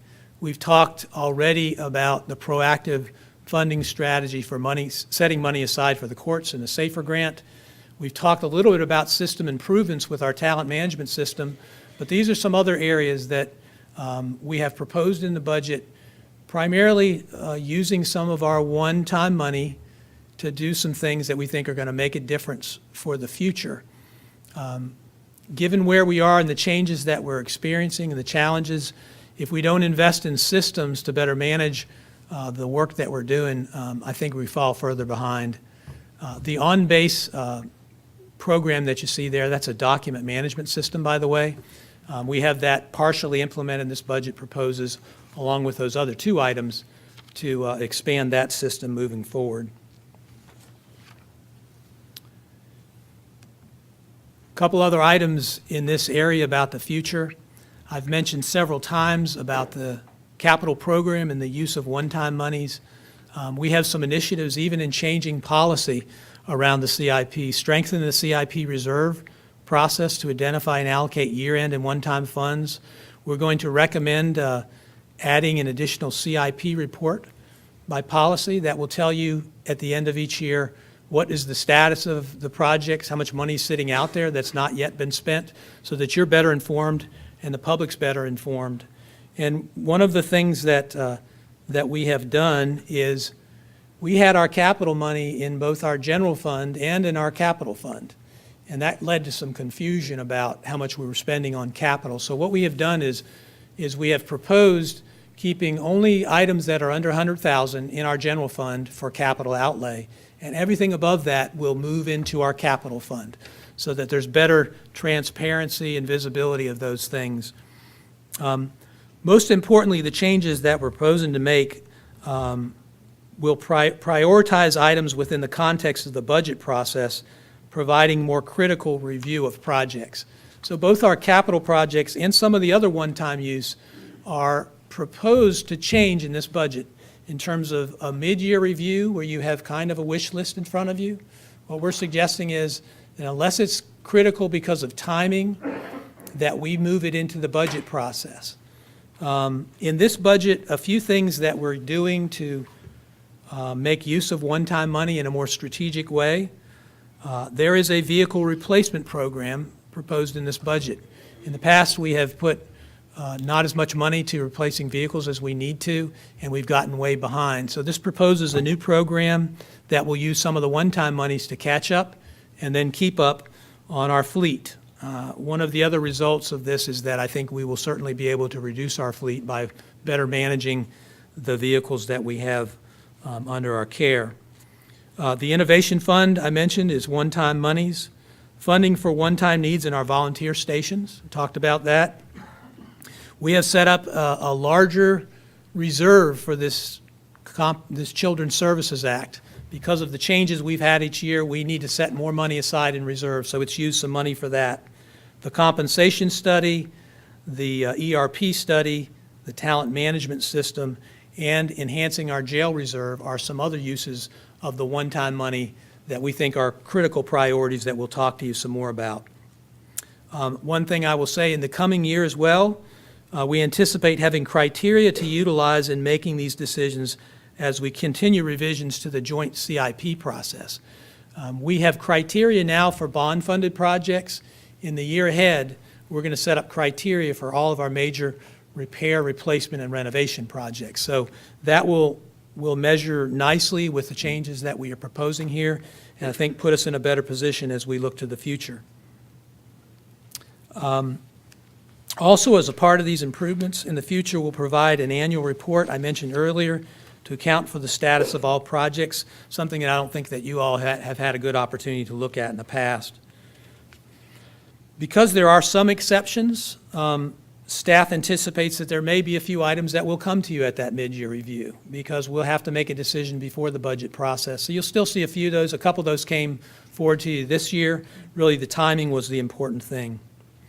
We believe that these changes support the board's desire for greater transparency, scrutiny of our spending, and fiscal responsibility. So again, positioning ourselves for the future with better use of the one-time dollars that we have. And finally, a continued commitment to positioning for the future through economic development. You're going to see a lot of activity in the year ahead, and we've continued to set money aside for creating downtown Stafford in our targeted growth area. There are transportation improvement projects that will have an economic development impact underway. As we look to the future, it's not so bright in terms of funding for transportation, but some critical projects underway now. Sports tourism, as we talked about earlier, has begun paying off for us, and we're continuing to keep a commitment to that. And we are proposing in this budget that we convert 2 contract positions to full-time to support our economic development operations. There's about a $30,000 cost for that, and we expect in the next couple months to announce to you a new economic development director, which we hope will finally get that office in a place where we can be more aggressive on economic development and move us forward. The Staffford Economic Opportunity Fund continues to be funded in this budget as well to support economic development.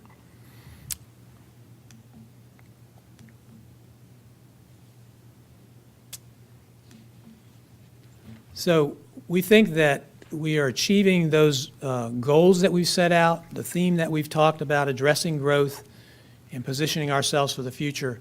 Those priorities that we talked about are also aligned with the board's priorities as you see here.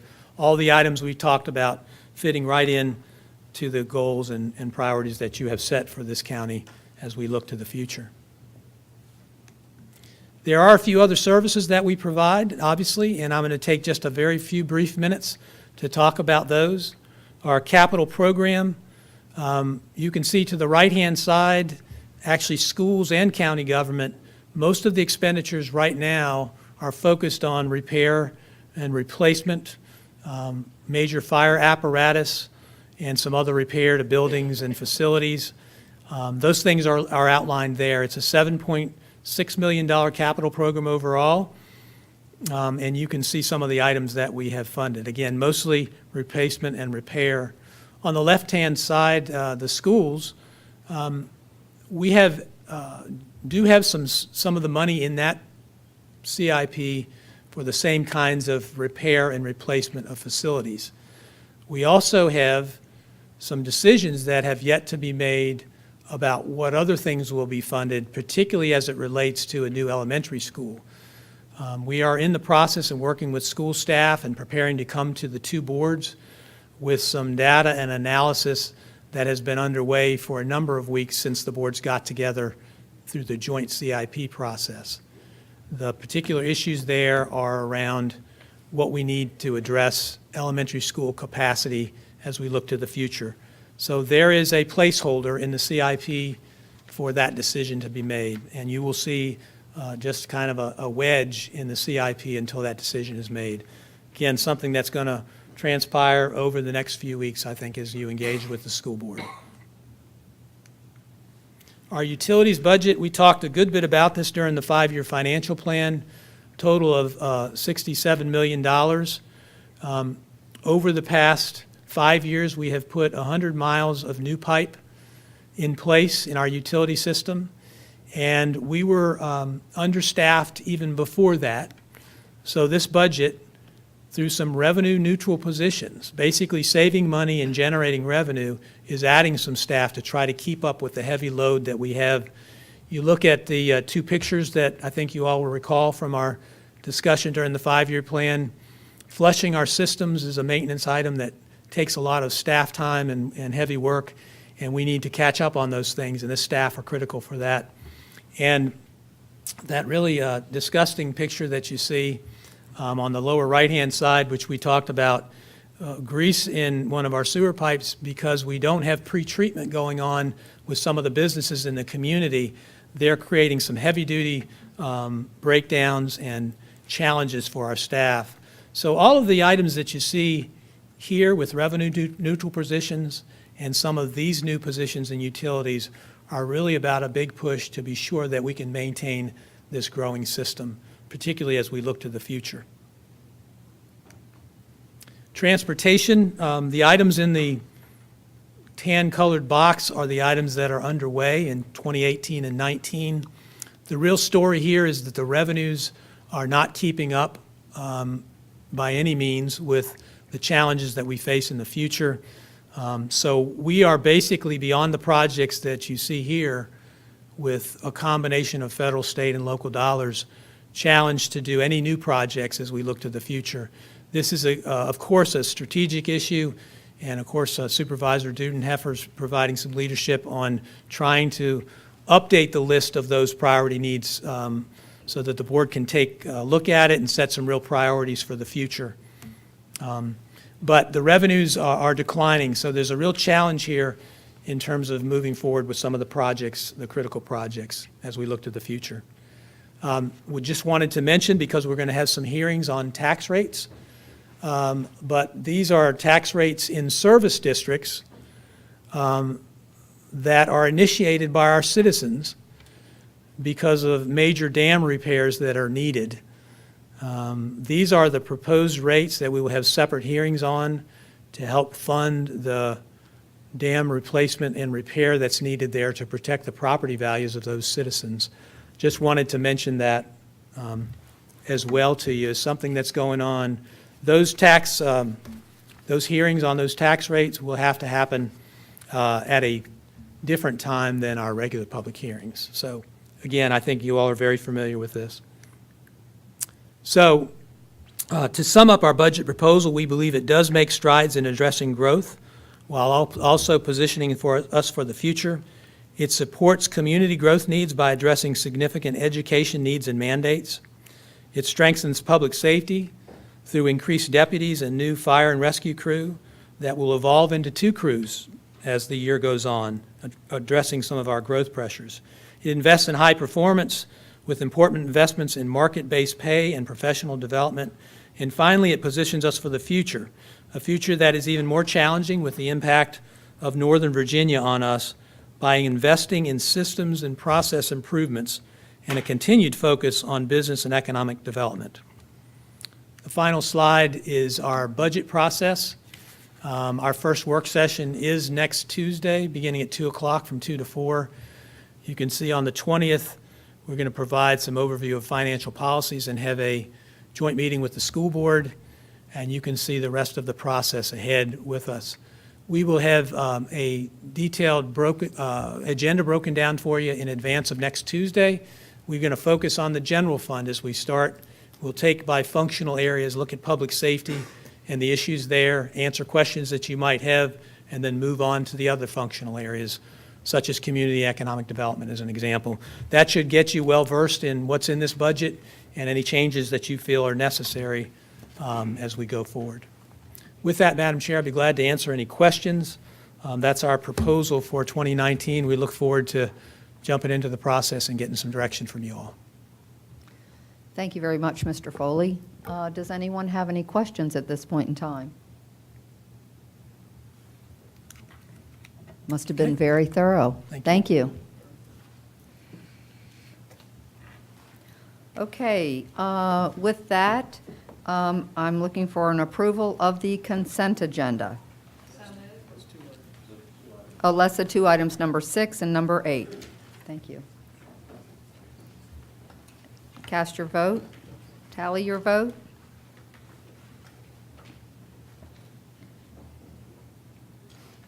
Motion passes unanimously. Item number 6, Mrs. Maurer.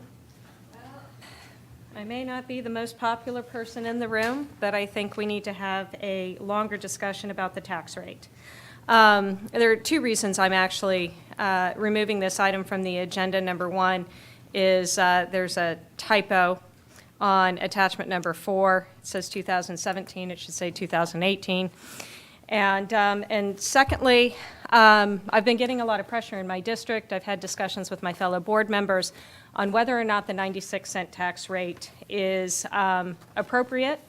And I'm not saying that I am going to vote for an increase in the tax rate, but I think from an advertising perspective, I think we need to consider opening up that conversation to the community. And what we advertise is not necessarily, we can go below the advertised rate, but what we can't do is we can't go above the advertised rate. And so I pulled this item from the agenda so we could have that discussion. And this is based upon discussions that I've had with fellow board members. All right. Is that a motion? It's not a motion. It's a discussion. It's, do we want to reconsider the 96-cent tax rate? Mr. Mr. Cavalier? I would just like to speak to it in a different manner. I don't think we're ready to set any tax rate today. We've had a number of things come up here recently, not the least of which is the school security issue that we don't have a good grasp on how much funding we're going to have to dedicate to that to make that happen. I don't think any of us have had a chance to look at the budget in depth, certainly. We haven't had any work sessions. We haven't included the school board in any discussions really at this part. We haven't even received their budget yet. So I don't want to do any of these things in this item today and just put it off. And I'm not one on meeting these artificial dates that are set forth either. So we don't have to do things by any certain date. I've been on boards where we set the budget in May and even into June. So it can happen. Mr. Snellings? Thank you, Madam Chair. I agree with Mr. Cavalier. I don't think we need to rush this thing. I would hope that sometime in the future that the school board budget would get to us in a timely manner, and it doesn't seem, it never does. And I'm sure there's a reason for that, but if we can work with the school boards in the future to back them up a little bit. But I don't think we need to be setting a rate today for two reasons. Number one, I agree with what Mr. Cavalier said, and number two, we're not even meeting with the school board until the 20th. So I think we at least owe it to them to hear what they have to say before we make that decision. Ms. Mauer? So maybe I misspoke. We are not setting the tax rate today, but we are advertising a tax rate. And we have to advertise a tax rate for 30 days in order so we have to, and so the tax rate that we're currently advertising, that we can't go above, we can go below, but we can't go above, and that was on the consent. So I pulled it from the consent, and I was the last person to speak to, and had we approved the consent agenda as is, then we would have been advertising a tax rate of 96 cents. Madam Chair. 96.5. 96.5. Yeah, Mr. Cavalier? I fully understand that. What I'm saying is we don't have to do any of this process that's set forth in this line item in our agenda today. And we always have an opportunity to pull an item from consent right before we vote on consent. So I wasn't worried about that. So I think it's in our best interest to defer this entire agenda item today. Okay, somebody else? Mr. Snellings? Thank you, Ms. Mauer. I did misspeak. We're not setting a rate, we're advertising a rate. But if we advertise that rate, if we pass an advertised rate on March the 20th, and then we could come back, maybe a special meeting, public hearing, April the 20th, that's a full 30 days. And they'd still have time to get it out. Okay. And correct me if I'm wrong, Mr. Foley. Madam Chair, the Commissioner of Revenue and Treasurer sort of spoke to this item before. I think the real challenge is getting the tax bills out in a timely manner so that the public has the opportunity to have that 30-day window. I certainly think that they would have some comments on it, but it pushes the limit. I suppose that it's possible. I'd almost like to get their advice on that. There's work that they do regarding that. It's certainly an issue that we could revisit at the work session next week. But there certainly are some challenges to delaying the decision because of the 30 days that's required. I don't know if Mary Perrott would want to address this any more than that. She may have some more technical deadlines that are important for us to be aware of. Thank you, Madam Chairman, members of the board, Mr. Foley, Mary Perrott, Chief Financial Officer. One other factor to take into account is the time to get the advertisement in the newspaper. After the decision is made, the advertisement does actually have to run, and so that usually takes a day or two. So we need time for that as well. But then there would need to be 30 days from the time the advertisement runs in the paper until the public hearing. The board could adopt their tax rates the same night as the public hearing. All right, does anybody have any questions for Ms. Perrott? No. No, okay, Mr. Dudenheffer?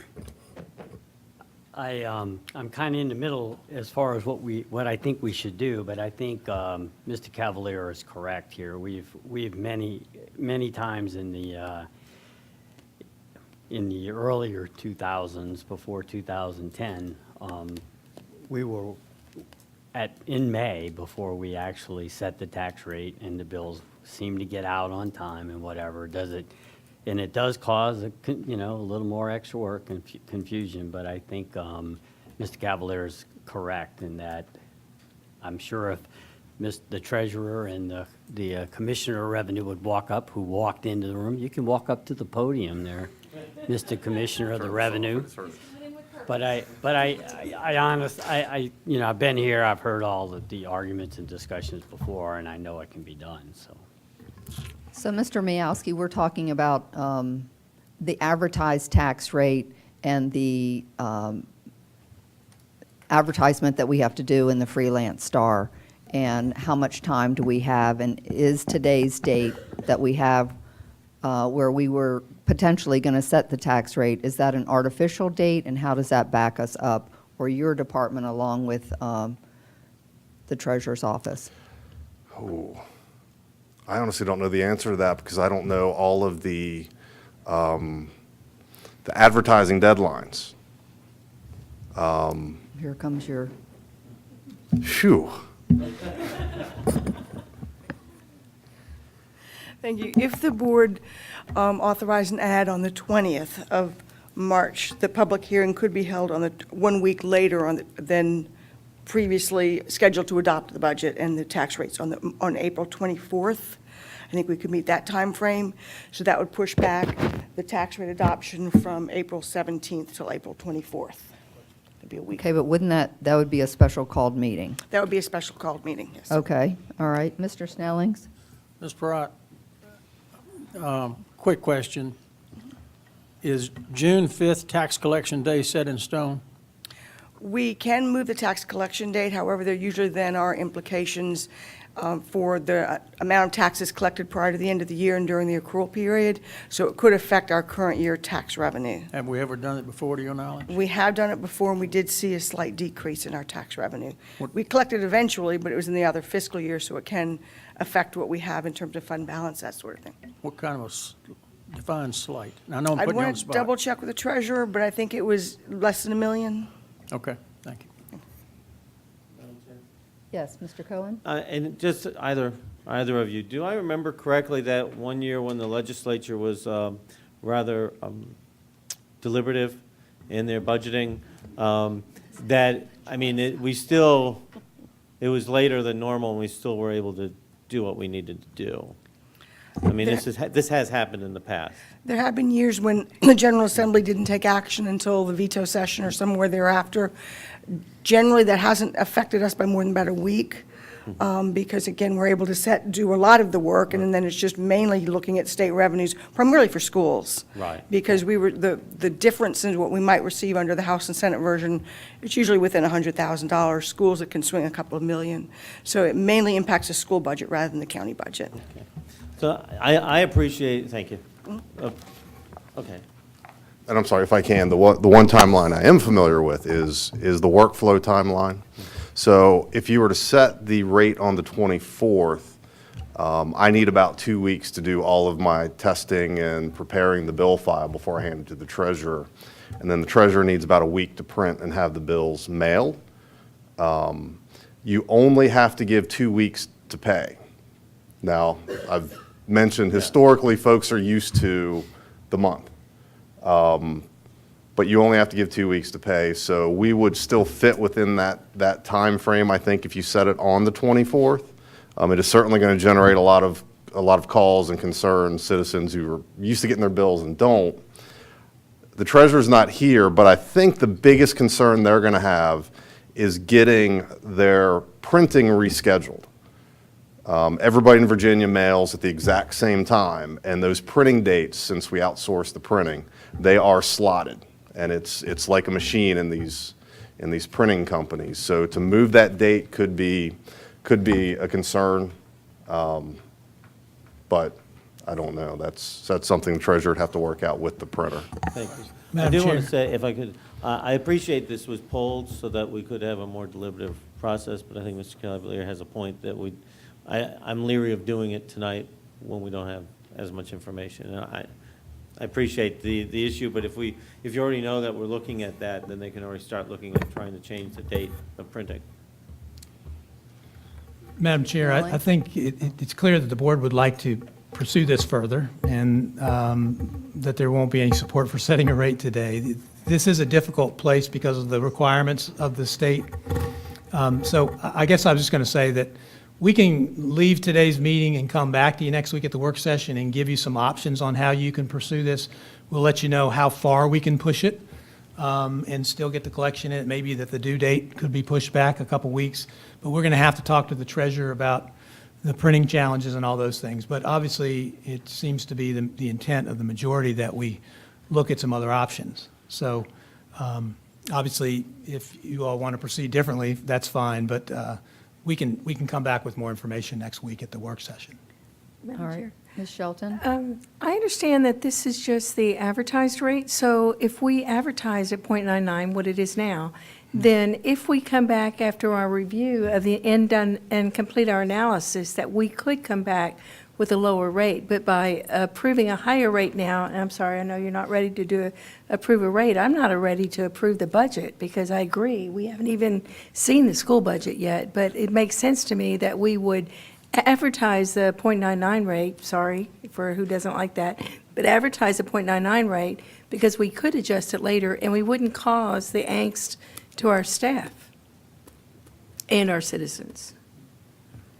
All right. Mr. Snelling? Okay, Just- so. I'd like to make a Just one- motion to defer one- this item. Right, one just quick comment is perceptions are everything. You throw out there 99, half the people that read it are going to think that's the tax rate we're going to set. So if we're not ready yet to even look at it, with all the holes in our analysis, I'm going to second Mr. Cavalier's motion he hadn't made yet. I was did. gonna I say, actually wouldn't made it- it. One more We can have comment. discussion. Wouldn't it be nice to actually advertise something higher and make them happy by coming in with something lower? No, because the outpouring of hate, the overwhelming for the week or two. I've already got all the outpouring of hate over people not having cable TV, Wi-Fi, and power for the last 3 days. 10 times worse.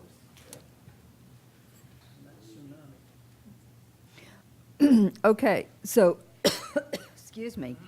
So if the board chose to, we would advertise the tax rate on April 24th. I mean, the March 20th meeting, to advertise it then.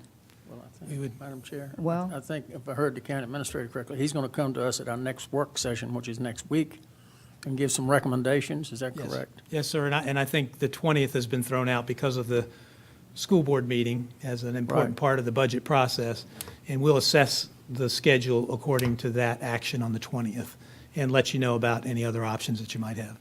But if we're going to be, so we're going to be assessing the schedule, but if we're looking at the school board's budget on March 20th in our joint session, we're not going to be in a position in that evening meeting to advertise either. Well, If we're saying we don't have enough information right now, which I agree we don't, because we don't, I mean, we have Dr. Benson's budget that he presented to the school board, but how are we going to have any more we'll have additional information on our own budget, but not on the school board's budget. right. Ms. Mauer? Madam Chair, I actually disagree with that, because the school board finally approved their budget last night, and so we do have access to the school board budget. So we can do our own due diligence, possibly without staff's help, but we at least have a budget to review. So yes, that's we right, do they have did more approve it last information night. because of the Thank you. approved budget last night. And if I could just comment, my motion is to defer, open-ended. This allows us to work out all these things and come up with another date instead of putting another artificial date before us. This will allow us to have Mr. Foley report back to us, allow us to meet with the school board and sort out all these things. That way, we can make a decision when the time is right, not today. Okay, so we have a motion, and we have a second for Mr. Dudenheffer, is that correct? Okay, is there any other discussion? Okay. Cast your vote. to defer? Tally the vote.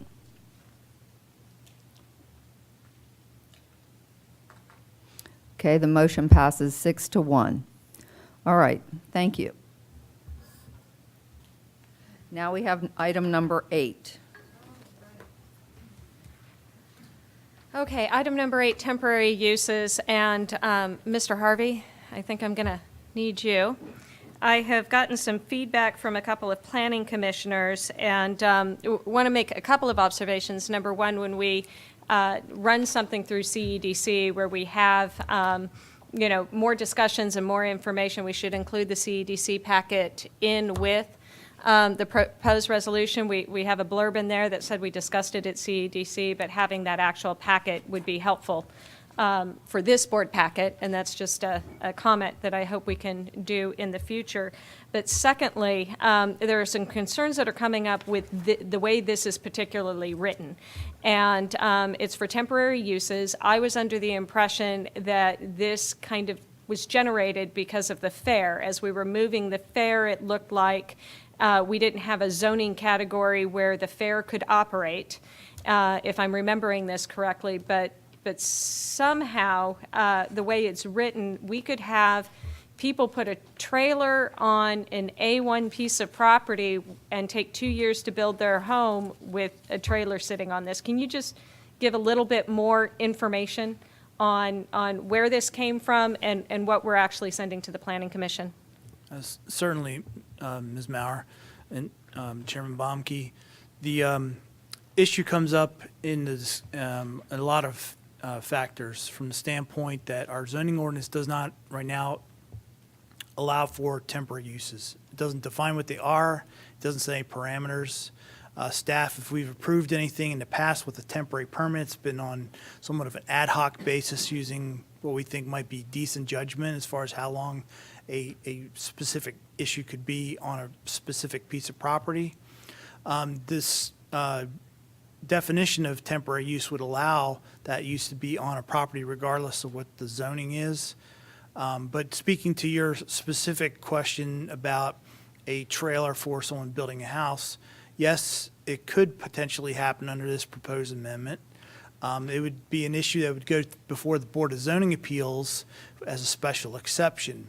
The reason for that is that under the state law, the Board of Zoning Appeals can establish time limits on special exception permits they issue, whereas unlike a conditional use permit, the conditional use permit runs with the zoning of the property and doesn't expire. So that was part of the rationale as to why it was going the special exception route. Plus that also with the special exception, it requires a public hearing and gives some transparency to the nearby community so they can have a chance to weigh in on the specifics of the proposal. The current zoning ordinance stipulates 6 conditions in which the BZA has to find in order to issue a special exception. And they basically speak to having to be consistent with the nearby neighborhood, be in harmony with the zoning category, and be consistent with our comprehensive plans. Those are some of the criteria that the BZA would look at. The BZA can also impose conditions regulating the nature and extent of that temporary use. So oftentimes we see temporary uses like a sales office for a new neighborhood within one of the existing homes that's built. We also see sometimes temporary construction trailers, especially in a situation where you have a big building that's going to take more than a year to build. They often have multiple construction trailers on site. Sometimes we encounter them with VDOT projects where they want to locate construction barriers, equipment, and a laydown yard on private property, but it's not owned by the Commonwealth. So sometimes we get those kind of questions as how is this permitted, and have to work through those kind of issues. So this was an attempt to address those types of concerns.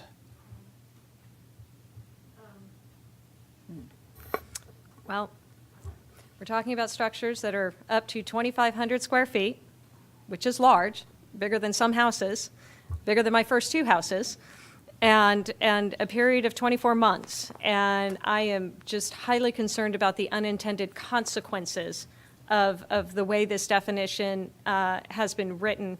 And the way the resolution is written, the Planning Commission can change it. Yes. I just caution, if this goes forward to the Planning Commission, that we bake this a little bit more and kind of think about some of these unintended consequences in the way some of these ordinances are written. I'm not certain that this is baked enough to come back to us in its current form. Very concerned. So we could defer this. So I'll make a motion to defer, so we can talk about it just a little bit more and talk about the unintended consequences. All right, we have a motion and a second. Is there any discussion on R 18-45? All right, cast your vote for a deferment of this item.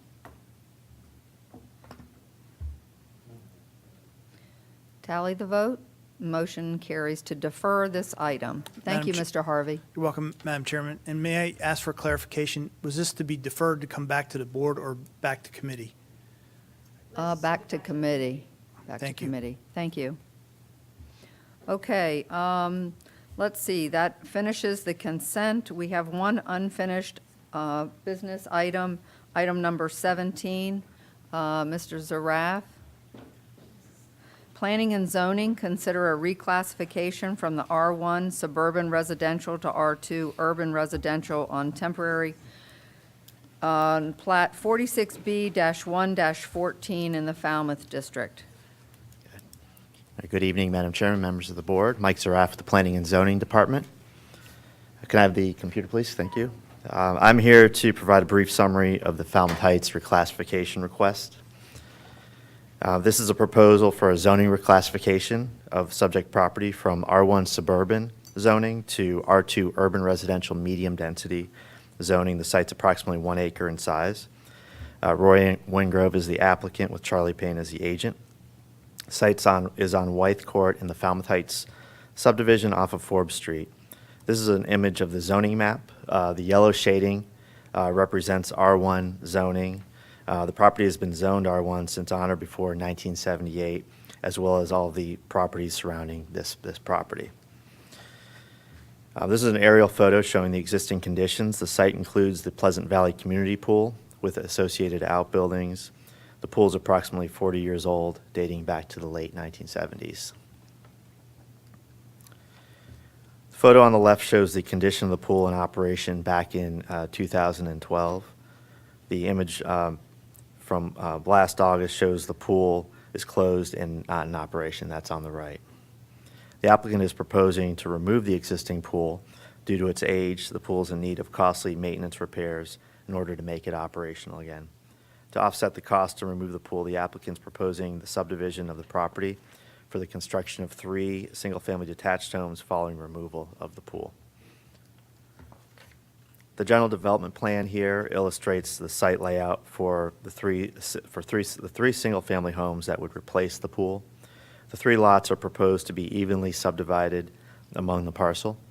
The resulting size and configuration of the 3 proposed lots is consistent with the existing surrounding lots in the neighborhood. The applicant has amended the proffer statement since the October 2017 public hearing. The first few proffers in white have not changed since the original hearing. And then the orange proffers, proffers highlighted in orange, are new or have been modified. So to kind of provide a summary, the proffers would require the development to be in a general conformance with the general development plan, limit the development to 3 single-family dwelling units. The homes should be constructed in a similar design and style as the provided building elevations, which we went over back in October. Also would require 1 canopy tree in the front yard of each home. With the new or amended proffers, it would reduce the cash contribution for fire and rescue services from approximately $1,200 down to $802 per dwelling unit. The reason for this change is that it was discovered that under the state proffer legislation, the by right units on a site cannot be accounted for in determining reasonable proffers. So the $802 value is based on $1,202 for each of the 2 new units. That equates to $2,400. divided by 3. So the $802 would be collected on all 3 dwelling units. And in accordance with the state code, staff would finds the proposal for this proffer reasonable to mitigate the impacts. Then there's a new proffer with a cash contribution for public schools of approximately $11,197 per dwelling unit. In the initial staff report, it was determined at that time that there was adequate capacity in the receiving schools for this site. The recent release of the updated school enrollment and capacity figures indicates that Falmouth Elementary School and Staffford High School are above the 90% capacity threshold, which is a point where we consider the schools to be in need of potential impact mitigation. So as a result, the applicant has proffered the $11,000 per dwelling unit rate proffer, and that would be for all 3 units, and that does recognize the by right credit for the one existing development right. Also, then it did extend the deadline to remove the community pool from April 30th to before June 15th due to the time delay. And then there's another new proffer to require recordation of restrictive covenants to permit no more than 3 single-family detached units prior to the recordation of a subdivision plat. And this last point was responsive to community concerns to provide the extra assurance that the development would remain as a single-family detached product similar to what you have in that neighborhood. So the original public hearing again was held on October 17th. The proposal was deferred. Since that time, there was a community meeting held on February 1st. There was discussion of public hearing comments at that meeting. I do want to, at the community meeting, staff did clarify the issue of spot zoning that was brought up as it relates to this proposal. That was brought up at the public hearing. So I want to kind of clarify or reiterate those points that we made at the community meeting about as it relates to spot zoning. Spot zoning, it may be defined as when a new zoning district is not the same as the surrounding existing zoning districts. Not all spot zoning is illegal spot zoning. Illegal spot zoning would result from a zoning action that is inconsistent with the character of the neighborhood and the comprehensive plan. In this case, the rezoning is acceptable because it permits a use that is consistent with the surrounding neighborhood. The proposed R2 zoning, along with the proposed proffers, would result in density and lot sizes that are consistent with the surrounding neighborhood. The proffers would permit no more than 3 homes, and the dwellings are limited to single-family detached products. Staff does recommend approval with the proffers proposed, and back on September of last year, the Planning Commission voted 5-2 to recommend approval, and I'll take any questions. Does anybody have any questions for Mr. Zarab? Mr. Cavalier? Mike, what was the last approved residential rezoning cash proffer submission? Sure, there were a few rezoning approvals last year. I'm not certain if there were any in the fall, but I know back in at least the spring or early summer. But those were all based on applications received prior to June of 2016 when the proffer law changed. So this is the first residential rezoning proposed under the new proffer law.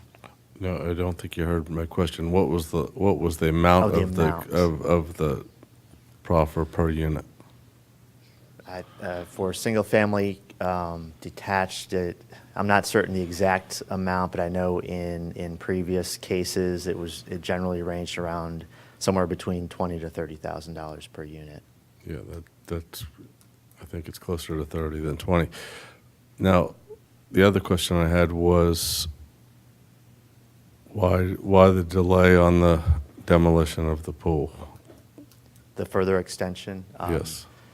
Just because the regular process of, for the applicant, they have to obtain demolition permits and I guess go through the having the work done, and I guess there may be issues with weather, just to allow that flexibility due to weather. And the applicant is here and maybe can speak more to that as well. Thank you. Does anyone else have questions? Ms. Shelton? Hello, sir.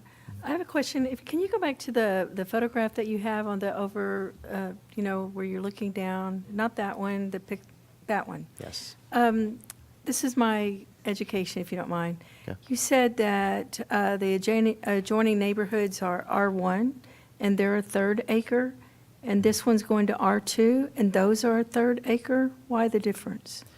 So probably some of that has to do with when the age of this neighborhood. This was developed back in 70s and 80s, and at the time, R1 zoning allowed 3 dwelling units per acre. And after that, in the early 2000s, the R1 zoning density was basically cut in half down to 1.5 units per acre. And also R2 was reduced to 3 units per acre. So R2 today is equal to R1 zoning development standards back at the time this was developed. Okay, I have one more question. It's looking at the same picture.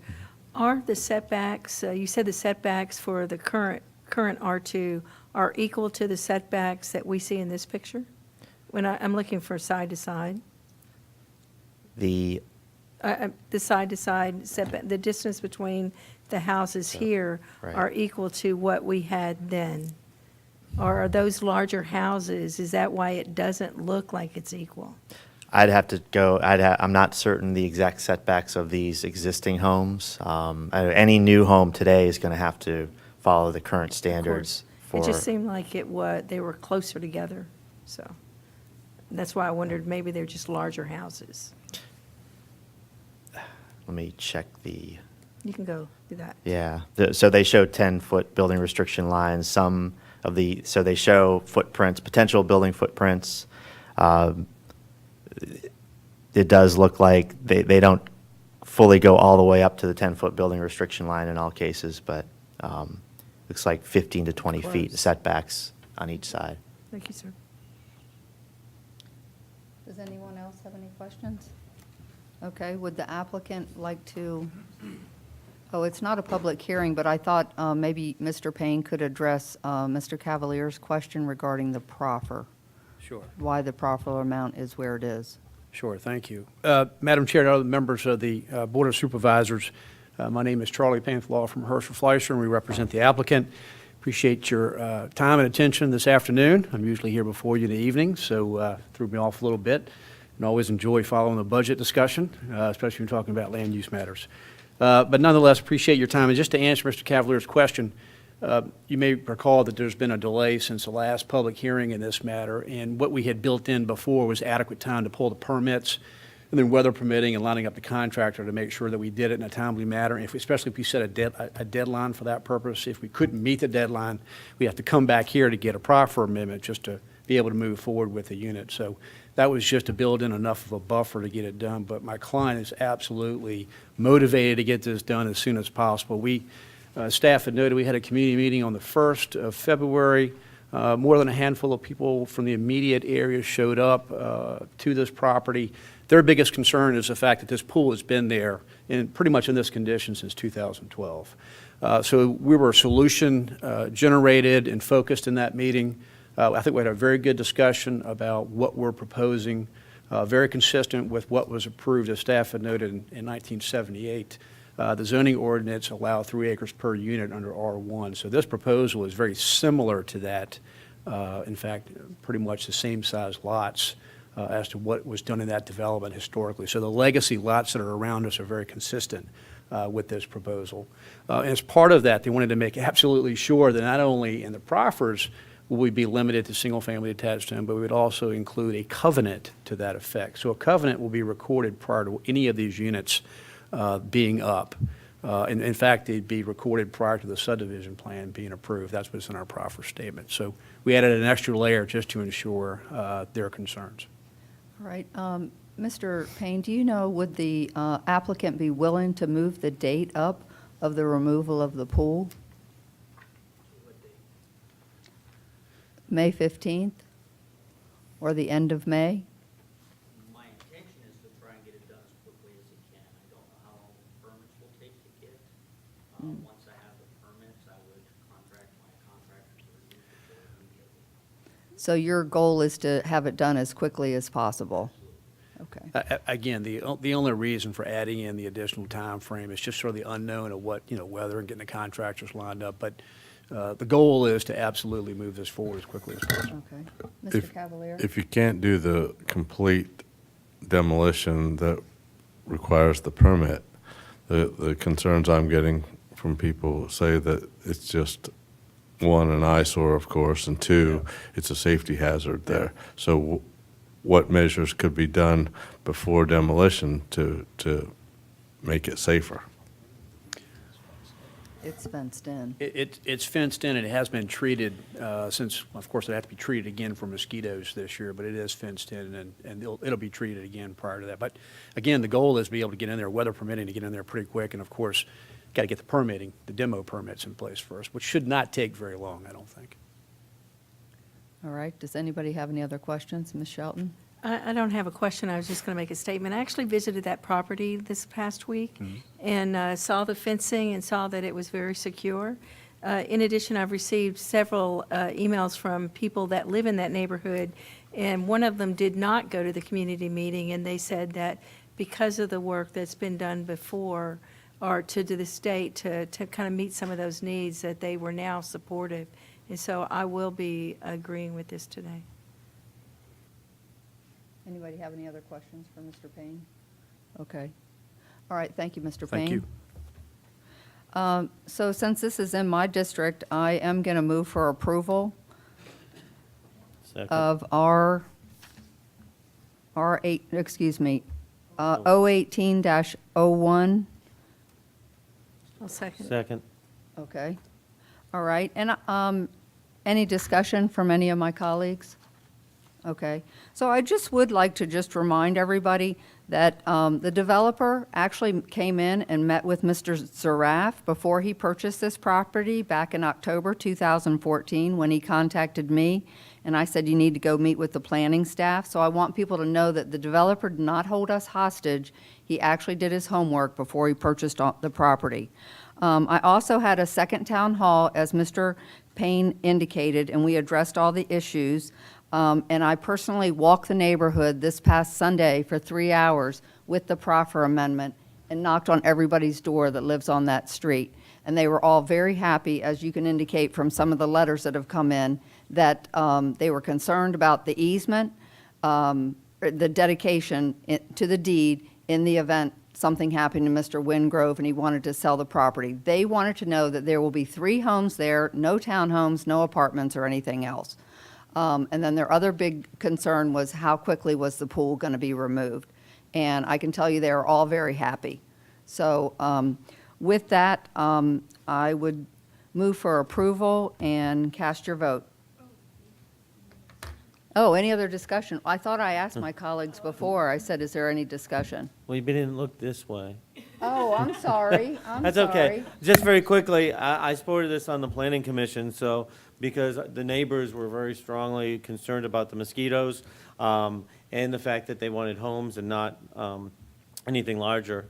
And so it's just nice to see that the applicant was willing to work with the neighbors and try to address this because of the large health issue. The mosquitoes were really bad. Thank you. Anybody else? All right, cast your vote. Tally the vote.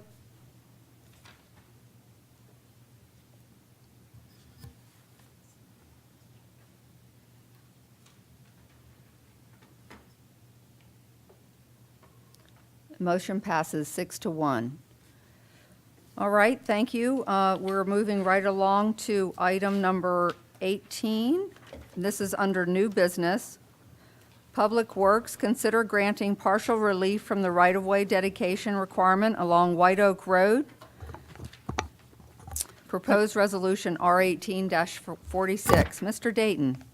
Thank you, Madam Chairman. Members of the board, Keith Dayton, Interim Director of Public Works, here to address this item. May I have the computer, please? So, Temple Baptist Church was constructed just over 10 years ago, has frontage on White Oak Road, State Route 218, and has just that one access. When they submitted their original major site plan in 2005, they were required and dedicated 45 feet of right-of-way from the center line of White Oak Road, and that was in accordance with the comp plan at that time. They've now submitted another major site plan for an expansion of their ministry, 19,000 square foot building.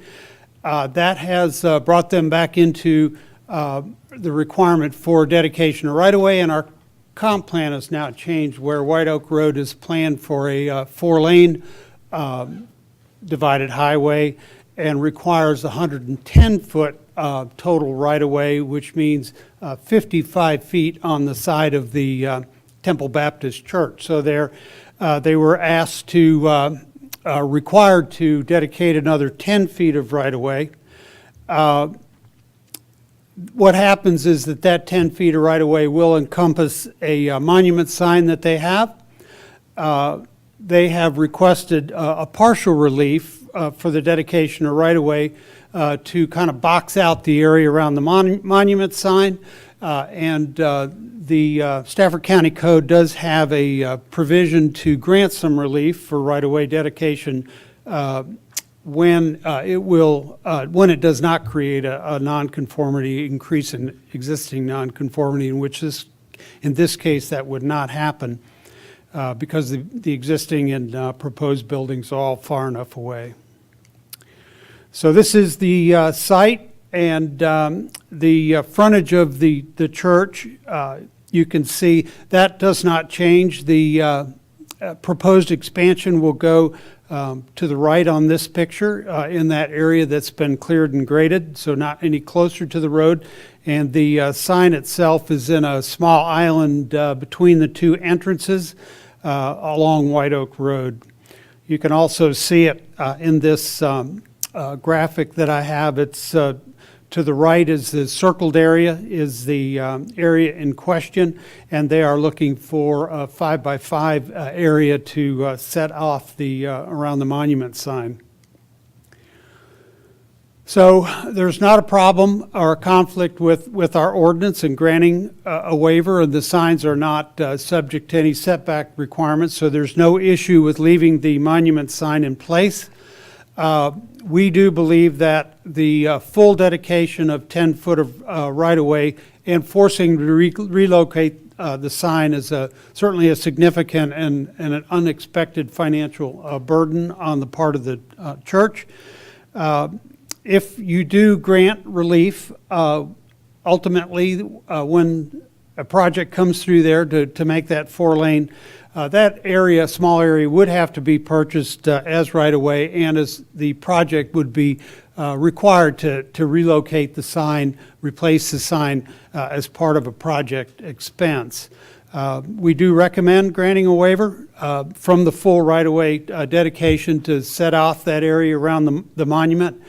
This matter is not time sensitive. This is under the new business rules. It's just being brought to the board so that you can hear it for the first time and have an opportunity to ask any questions that you might want. We would look to follow direction of the board and then bring something back at a subsequent meeting if that was the board's desire.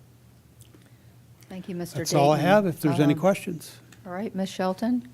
Mr. Dayton, will you go back to, or can we go back to that picture again of the property with the new building? Yes. Okay. This one's perfect. I don't know if it's necessarily related to what we're discussing, but looking to the right side of that building, what is the transitional barrier or the setback that's expected to be between the new building and the property adjacent to it? Well, the area that's been cleared is different than the area of the building. If you look at this one, you can see the proposed life center, and then there's parking and a bioretention basin around that. There's a lot more area than what it would look like on the grading plan. If you're still concerned, I can certainly ask Mr. Harvey what the setback requirement is, but I'm quite sure that we've reviewed it and that's not going to be a problem. Looking at this picture, you're absolutely right. I misunderstood when I looked at it, and this, there's plenty of room. Thank you very much for entertaining my question. Mr. Cohen? I don't have a question, but thank you, Keith. And I had the pleasure of speaking to the pastor, Reed, about this, and unless there is a feeling otherwise, I personally would like to move for approval this evening of R18. Mr. Cohen, if we move for approval, we would have to vote to Suspend the bylaws. suspend the bylaws. So, Okay. Thank you. I was misled by numerous individuals, but that's okay. Won't Okay. be the last time. we will bring it back at the March 20th meeting. Is that your intention? That would be fine. That's the Okay. pleasure of the board, yes. All right, and no one has any other questions? Okay. Well, I mean, so I'm going to throw this out. I mean, I agree it's not time sensitive, other than the church would like to start moving on the rest of this stuff. So does this inhibit them from doing any of the rest of the work if we don't move on this? Well, Mr. Cohen, right now, the approval of the site plan is held in limbo pending resolution of this matter. So if the board approves this waiver, then we would go ahead and complete the review of the site plan and turn them loose to get started. As you noted, they've already done the early grading, so they're already have a leg up on work moving forward. I'm not aware of any particular pressure or time sensitivity that's been expressed. I guess Mr. Harvey hasn't heard anything either, so we were operating under the assumption then that another 2 weeks would be acceptable as far as meeting their schedule. Okay, so just to bring something to the board, if I were... What? I mean, and also, sorry, Madam Chair, but considering the enjoyment that we're going to have in 2 weeks, all day, I personally would hope that we would waive the bylaws so that we could take care of this tonight if there isn't a feeling of great angst by members of the board. So, but did you want to say something first? Yeah, I would before just make like that? to say, I remember last year, if I remember correctly, we had an issue with a church, and we waived the bylaws because it wasn't necessarily time sensitive, but we were trying to help them along in the process. I believe it was maybe in your district, Gary? And that had to do with a right-of-way as well. So we've kind of set the precedent. I would be willing to support that unless, if everybody had a lot of questions about this project, that would be a little different. I don't know. I'm willing to listen to my colleagues. Mr. Snellings? I'll support waiving the bylaws. I've been around a long time, and I know Temple Baptist Church, they've done a lot of great things in the community, and I remember when they were over by Earl's Food Market, and they did a lot of great things over there, so I'll support suspending the bylaws. All right, do I have a motion and a second? Yeah, I make a motion that we waive the bylaws. Okay, any discussion by any other board members? We're motioning to waive the bylaws. I'm just going to make a statement that I feel uncomfortable about this. I love the church. I love the people in the church. I have no issues with that. But it just feels like we're, treating them differently than we do other people. Of course, I wasn't here, so I don't understand the precedents. But is this why do we even have a rule that we say that it has to be time sensitive if we're just going to waive it? Well, I I think don't it depends on, the reason we did this was so that items couldn't come out of committee and then be voted on at a board meeting. But I think also, I don't know, for me, I have passion for people that are doing God's work. So I guess that's my opinion. No, wait a minute, that's not fair. That kind of makes But me feel but like I'm not. But Cindy, I guess, Ms. Shelton, what I would say to you is you have to vote your conscience. If it makes you uncomfortable, that's okay, okay? You have to vote how you feel, and when you're not voting against the church, you're voting against the process. And that's okay. So I do feel that one of the members of the church was shaking her head like maybe it could be time sensitive. If you would like to address us at the podium, you're more than welcome. I just want to know if this is the proper time for us to haze the newest member of the board. I would rather it tonight than on the 20th, personally. Okay. Welcome. Madam Chairman, Board. My name is Helen Cantrell. I'm actually the contractor for the project. And we have been working very hard on this project to get this going. We've done all the steps that we need to do what we need to do, and then we were hit with this after all of our plans were submitted to the county, and we thought we had to go, and then this came up. So we have been waiting a long time to get the permits and to start working. The church has done a lot previous in their, to get the area ready. So we're ready to go. And really 2 weeks, the people in our church are just chomping at the bit. Pastor Reed, every Sunday, and I'm sitting in the church just praying that nobody throws stones at us, So that's why we would love if we could get this approved tonight. It would really help us all. Thank Yeah, you. thank you. Appreciate you coming up Thank to you. speak. All right, so we have a motion and a second on waiving our bylaws. Any other discussion? Ms. Mauer?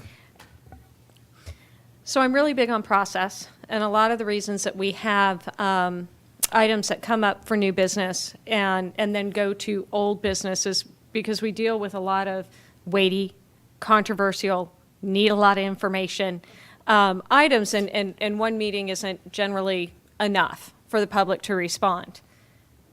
This item, however, is I've gotten nothing on it. It seems pretty cut and dry. There really isn't any question. And quite frankly, the time value of money is very important to me. And it's probably, I know you didn't mention it, but I know with the last church that we dealt with Embry Mill, one of the things, by making a 2-week delay, it was very expensive for them. And so I appreciate you not bringing up the time value of money, but I imagine you guys have some loans that the longer the delay is, the more it's going to cost you. And so I am going to support this, even though I'm very strongly in belief of process, because there is a time issue here, and also weather is incredibly important. And we're starting to get into some really rainy seasons. Okay. Any other comments? All right, motion. I just want to make Ms. one more Shelton. comment. Thank you very much, Ms. Mauer, for bringing up the time value of money, because that does mean a lot to me. So And now you're, she's and I'm gonna a process support it. queen too, so yes, I'm going to change my mind. Thank you. Okay, we are voting to waive our bylaws right now. Cast your vote, please.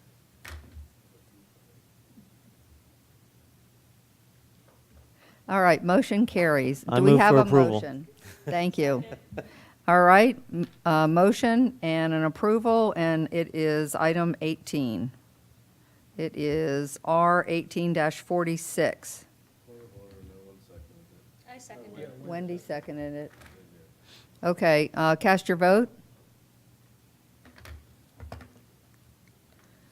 Motion carries unanimously. You may now move forward with your project. Thank you for coming and speaking. Okay, moving on to item number 19, the urban archery regulations, and I see Mr. Knoll in the back. Mr. Snellings. Thank you, Madam Chairman. This came to my attention from one of my constituents. It went before Public Safety. Captain Knoll is going to give you a briefing. This is a discussion item only, as we cannot vote on it. So, Captain Knoll, I'll turn it over to you. Good evening, Madam Chairman, members of the board, Captain Knoll, Sheriff's Office, Animal Control Division, and I am here tonight was here to answer any questions you may have. I believe everyone was present when we discussed this in the Public Safety Committee. This, what we're going to speak about, give you an overview about, is the urban archery season that the Virginia Department of Game and Inland Fisheries presents to the counties, cities each year, towns, to adopt if they choose. And as we have here in the background report, each year from January 1 to April 1st, so it is slightly time sensitive, jurisdictions have the opportunity to adopt the urban archery season. In most cases, adopting the season comes from a recommendation by a game department biologist. This year, that is the case. Biologist Kevin Rose suggested that we do enter into the urban archery season. And his reasons were the problem areas that we do have in the county, and also to be proactive so we don't have problem areas in the county in the future. Hopefully that would be the case. The urban archery season is an extension of the hunting seasons already in place in the county. It allows for 1 month early. The archery season comes in October every year, the first Saturday in October. This would be the first Saturday in September, and at the conclusion of the general hunting season and the first Saturday in January, they would add on 2 extra months to the last Saturday in March, I believe, for archery season only. Now, this season, again, archery only, and it's for harvesting antlerless deer only at those points. So we have hunting seasons here in Stafford. The only thing we're doing is extending that if you choose to adopt that. The enforcement, harvesting, all of that falls under the Virginia Department of Game and Inland Fisheries. They establish that. They sell the tags for it. They sell the licenses for it. It's really not anything that we're absorbing any costs or labor or anything out of. All right, Mr. Snelling? Captain Knoll, is this renewed every year? Or if we pass it at our next meeting, is it forever, or do we review it every year? Yes, sir. It would be in place until the board decide to opt out, and which that can occur every year. Every January, we'll have the right to opt out. And what opting out is the same as we opt in. The opting in process is we send a letter to the Virginia Department of Game and Fisheries, the head biologist, requesting to add Stafford County to the urban archery season. We will be in it for a 1-year cycle. So the following year, which would still be into the sea, let's say 2019, if we decide February 2019 we don't want to be in this anymore, we decide in March of 2019 we don't want to be in this anymore, we send that same letter asking to be removed from the urban archery season. And that's happened in other jurisdictions that I am personally familiar with, and those seasons were actually not the archery season, but the firearms season. And they asked to remove themselves from that. And this is a simple process. So if we wanted to continue, we don't notify them at all, it just rolls each year? Correct. Okay. All right. And I kind of explained to you why that process is. During that time frame, the game department puts out publications, and that's done through a process, their approval process, and it goes to the printers. They send out hard copies, and they're placed where you purchase your licensing. And that's the importance of the deadline, because you're included in here. And in your handout, there is the same handout you received earlier. You can see how it lists the counties and towns. In our county here, all of our laws that are in place right now as far as discharging weapons, they stay the same. They're already on the books. So, Mr. Snellings, would you like to bring this back as a resolution? Yes. Okay. At the March 20th meeting or another meeting? No, March 20th. Okay. It'll have to be done March 20th because we have to notify by April 1st. By is that April 1. correct? That is correct. So Okay. we could do it in the afternoon session. Okay. All right. Thank you. Any questions there? Thank you, Captain Knoll, for coming and Yes, ma'am. educating us more about what you My- do every day. My pleasure. Thank you. All right. I think that concludes our 3 o'clock meeting. Is that correct?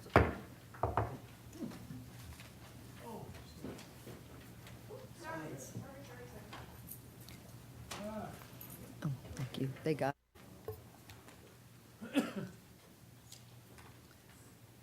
Call the meeting to order, the 7 o'clock meeting of the Stafford County Board of Supervisors. Mr. Dudenheffer has a prayer for us this evening, and Mr. Tom Cohen will be leading us in the pledge. Please stand. Let us pray. Our Heavenly Father, we meet to serve our community, to use our resources wisely and well, to represent all members of our community fairly, to make decisions that promote the common good. We recognize our responsibility to the past and to the future in the right and needs of both individuals and community. As trusted servants, we seek blessings on our deliberations and on our efforts here today. And we say these things in the name of our Savior, Jesus Christ. Amen. Amen. I pledge allegiance to the flag of the United States of America and to the republic for which it stands, one nation, under God, indivisible, with liberty and justice for all.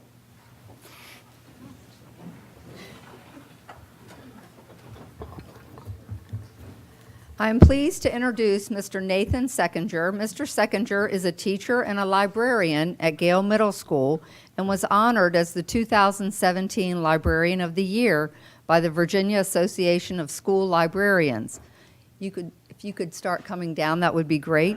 Mr. Seckinger has been the school librarian at T. Benton Gale Middle School for 13 years.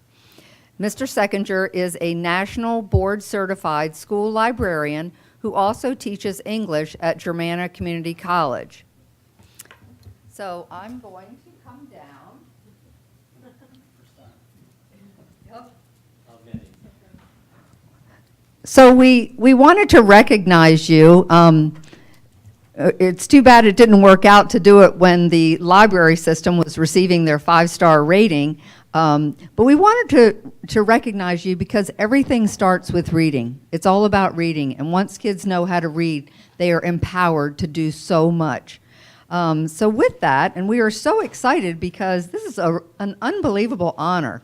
So if it's okay with you, I'm going to read this to the public and all the 50,000 people that are watching tonight.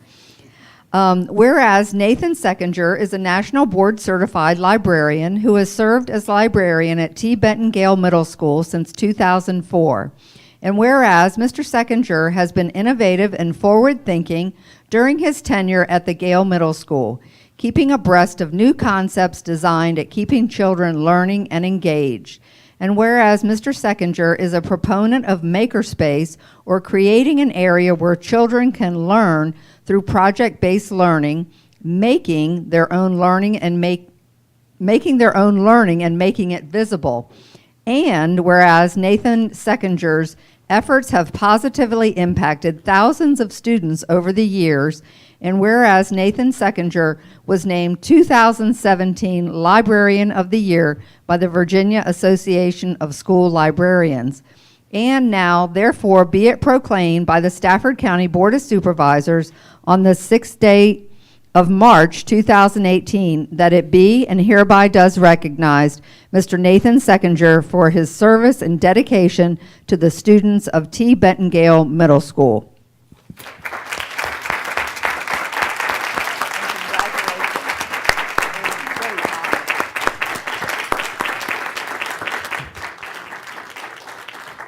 So I asked Nathan if he would just share with us a few things that he's done in his classroom to make it more creative and engaging for his students. Sure, I'm happy to. I'm always happy to talk about our efforts at Gale. When I applied to be a librarian, I originally started off in the county teaching English at the high school level. And I knew I was interested in making a transition to being a librarian. So I went in for my first and only interview to be a librarian, and that was at Gale Middle School. And I said that I wanted to make our library not just a place where we have a collection of resources, but a place where students participate in that collection of resources, that they really make it their own, and that their works are right there on the shelves alongside the published works, and their projects and their creations are on display, and the library becomes a place that reflects our community as well as the greater community that great literature reflects.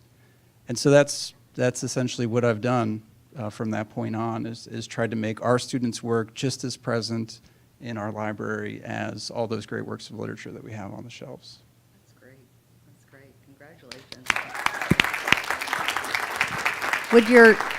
Would your family like to come up and take a picture up here? He has 2 children. His wife is also a teacher in the school system.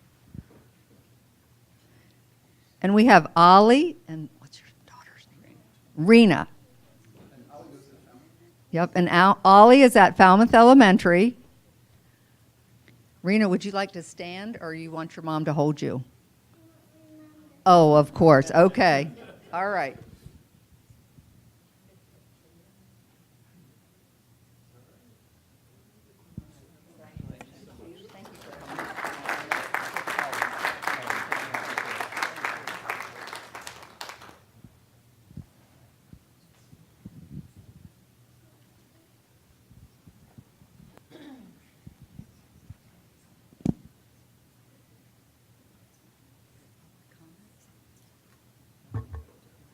Oh, that's right. And now we have a presentation by the Central Rappahannock Regional Library, their annual report to the board.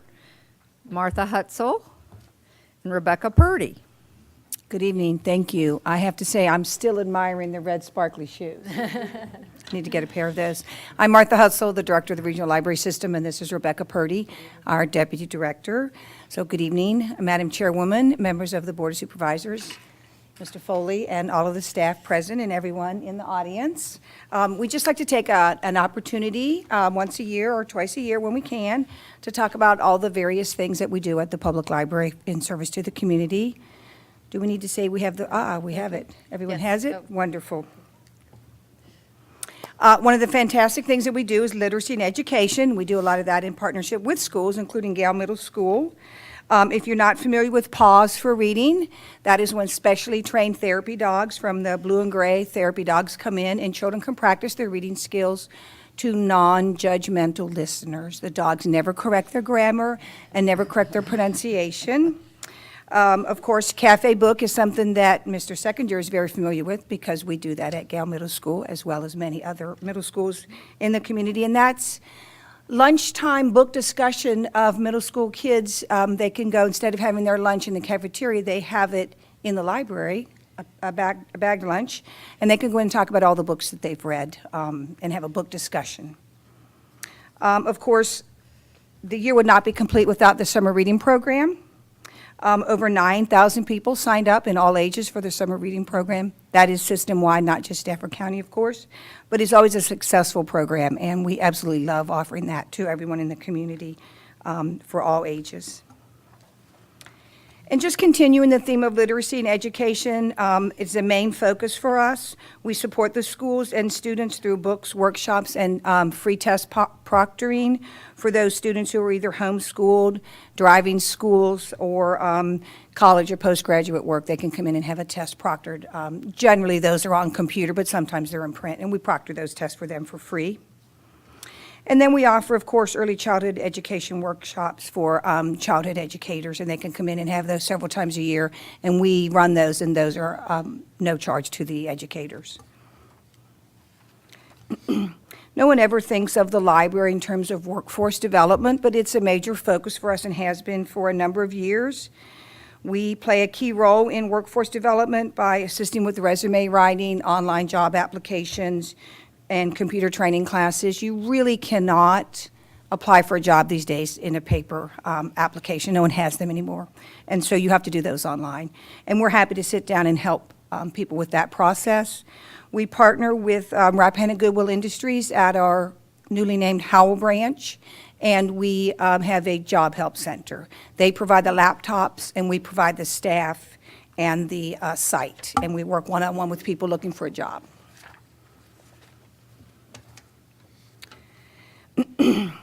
And continuing the theme, really, of education is lifelong learning. It is really our main mission. We have local authors come, we have writers' conferences, financial literacy workshops where we partner with a wide variety of partners that you see listed there, including Rappahannock United Way and the Small Business Administration. We too have maker labs at both of our Porter branches and some of our other locations. We offer badging now, so an individual who wishes to come in and learn how to use the 3D printing and other technological tools, they can get badged on that, and they actually print their own badge on the 3D printer. And that proves that they have been trained on how to use this equipment and can use it on their own. Who could forget the solar eclipse last August? It was probably one of the biggest events we've ever had. we lost count of the people, but we did give out over 3,000 of the safety glasses, and we had thousands and thousands of people coming to all of our branches everywhere to view the solar eclipse and take part in programs that had to do with that. This is the 100th anniversary of World War I, so we have had quite a few displays and programs system-wide, and we'll be continuing that throughout the year. We also had a fantastic Vietnam War community discussion, and that was supported through a grant, which I'll mention a little bit later. But we had a panel discussion, and I will say in all the years of attending library programs and events, that was one of the most emotional things I've ever sat through, and the panelists really were in tears over some of the things that they talked about during their conversations about their service during the war. It was quite sort of heart-rending. We spend a lot of time reaching out to the community. We have a huge kindergarten library card campaign. This year we gave out 800 library cards. We work with the schools to make sure that happens, and we really want to make sure kids have library cards by the time they reach kindergarten if they don't already have one when they were much younger. We go to the back-to-school nights and orientation and business nights at the area schools and just set up a table and let everybody know the services that the public library offers. We do offer early literacy classes. We hope that we can help children get ready to read, not necessarily be a reader, but get ready to learn to read by the time they enter kindergarten. And we have, we work with preschools, child care facilities, one home child care that we deal with, and we drop off collections of books at those locations so that they don't have to drag all of the young children to the library whenever they need books. We have been partnering with DMV Connect. They actually come to our locations and make it easier for people to renew their license or get a state ID or that sort of thing. And people find it extremely convenient so they don't have to wait for a long time at DMV. They have a portable office. I don't know if everyone is aware, but we have vegetable gardens at both our Howell and Porter branches. They started as Eagle Scout projects. We worked with the Master Gardeners, and the Friends of the Library continue to support it through funding to help pay for new plants and new materials. We donate that produce. Generally, it's harvested by volunteers, and we donate it to the Serve Food Pantry for the 2 Staffford locations that we have. And we continue to participate in the summer meal program. The Heartwood Center uses our the Howell branch on Saturdays in the summer, and they give out many, many pounds and many meals of food to those who qualify for that. They just come into the meeting room, pick up the groceries, and then take them home. There are not meals served, but they're what could be made into a meal when they get home. We continue to have things like health fairs, business fairs, and those community conversations. We are working toward spreading that out a little bit more in the community at our other locations, but we're hoping to have programs that allow people to discuss topics of concern to them in a neutral and safe environment. So we're calling them community conversations. We have for many, many years partnered with Rappahannock United Way and AARP, and so this year, 855 tax returns were filed at our locations just in Stafford County. That will be the Porter and Howell branches. There's no fee for those. Individuals do have to qualify for them financially, but the returns just for the Stafford County filers was $700,000. So that should help local residents quite a bit. We do attend a lot of community events, 54 different community events in this year, and we do keep track of the number of people who stop by and speak to us, so that was over 13,000 people. We have a very fantastic mobile app. You can have that on your phone. It is, of course, a free mobile app, and you can place a hold or renew your materials or check to see what we own or see what our hours are from anywhere. We apply for grants. Don't always get them, but we apply for all of those that we can possibly qualify for. We recently received one from the Duff McDuff Green Fund through the Community Foundation for $18,000. We are putting that with a little bit of gift money and any other grants that we get, and we are going to have a larger vehicle than what you see there, and we are going to call it Library on the Go, a pop-up library. so that we can take the library to those families who, for one reason or another, don't come into the library themselves. There are many communities in Stafford County that we could serve, and there are families living in hotels in this region as well. So we would bring laptops, launch pads for children, Wi-Fi, printers, early literacy materials, story times, and that sort of thing. And we would just bring that to a community event or a community such as Old Forge or an area like that, and just bring the library to them. And I mentioned earlier the Vietnam War programming. The grant was from the American Library Association in conjunction with PBS and WETA. And so we will continue to apply for as many grants as we possibly can to put that towards special projects. We thank Stafford County for the fantastic shelving that is holding the adult collection at the Porter Library. It looks absolutely beautiful. It was a big project, as well as the new boiler, so thank you all very much for that. We get a lot of compliments on the shelving. No one compliments the boiler, but we're very glad it's there. We're very glad that it works, and it looks fantastic. You have probably all heard about the joint use library with Germanna Community College. That will be opening this summer. It is a small library, but is at their new Stafford location. And in closing, I just wanted to mention a wonderful customer who has 2 special needs children and brought them every Wednesday to the Maker Lab at the Howell Branch. And his children are artistic, and he wanted us to be sure and mention how easy it is for his children to come and enjoy the space there, and how patient the library staff are with them. So sometimes it takes special people to deal with special people. Stafford County has in their schools something called the Sea Perch program, and that is dealing with remotely operated vehicles underwater. And those students came to the Porter Library and used our 3D printer to make parts for their Sea Perch ROV model. And we just want to mention that to you. They're very excited about it, and they will be participating in the UMW National Sea Perch Competition this summer. And that is all I have, essentially, unless you have any questions. We really just want to say thank you all very much for all the support you give to the library. Does anybody have any questions? Mr. Cohen? Not a question, just a great amount of praise for Beth Solka, who helps with the outreach area. Thank Does you. tremendous work. She's an amazing, She really amazing does. individual. So thank you. Thank you. Thank you for saying that. It's a service that we partner with the Library of Congress, and it is books for the blind and visually challenged individuals. So they're now digital. Thank you. I'll be sure and pass that on to her. That was Thank a you. wonderful presentation, and I'm sure all of those that are watching at home probably learned a thing or two about what our library actually offers. So I really thank you all for coming and sharing that with us in a very easy way to understand.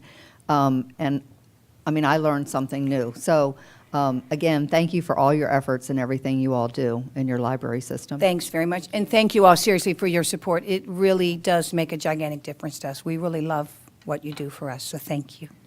Appreciate it.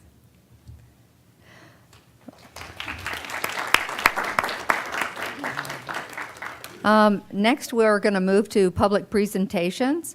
If you would like to comment, please remain courteous and respectful to the audience and to board members. It's important for you to keep track of your time at the podium.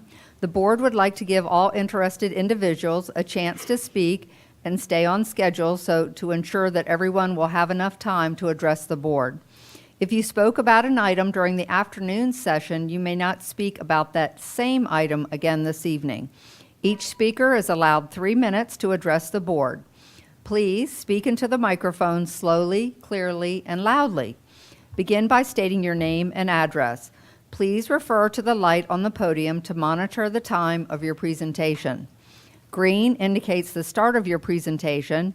Yellow indicates that you have 1 minute to summarize your comments, and red indicates that your presentation time is complete, and we would appreciate you wrapping up your comments at that point in time.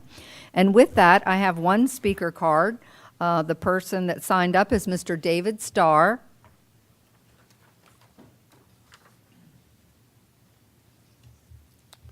Hi, I'm Dave Starr from 76 Old Concord Road, and I also own a property 106 Hope Road. I provided a copy to all the board members, so I'm going to try to address each one in a limited form and then in the written presentation. It's a little bit more in-depth.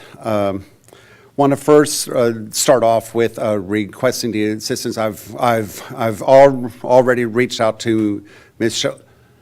Shelton there and the staff of the board to bring about school bus warning signs in front of my property. I have an autistic son who's 5. He's just starting into the Stafford County schools. He's been going to the preschool program at Falmouth for the last two years, and we live on a descending hill. And when the school bus stops in front of it, the people coming from the backside of the hill can't see the warning signs.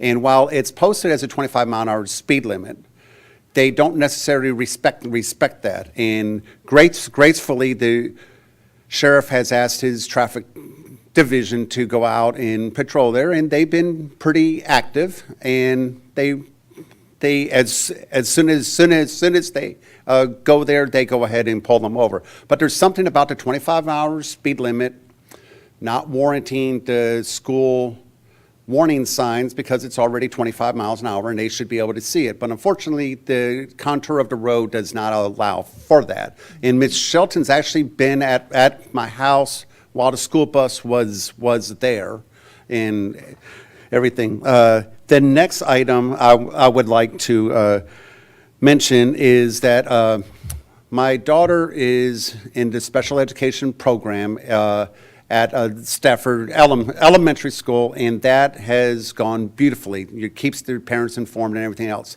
She's also wonderfully gifted. She reads, she's in the 5th grade. She reads at the 12.9 level and everything else. She reads entire lines at a time, not just words.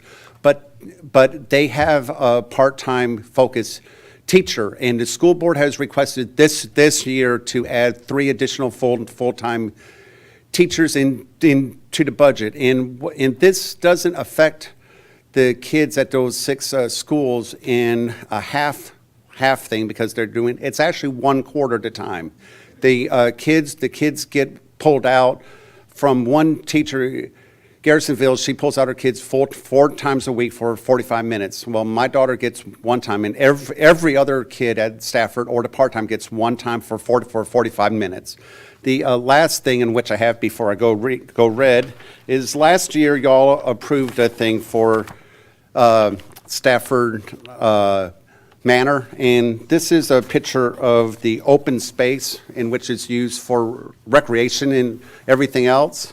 And it's a drainage pond, and the contractor went ahead and said, warning, danger, keep out to his staff, but yet during the presentation, they said this is where we're going to fund and play. So I missed your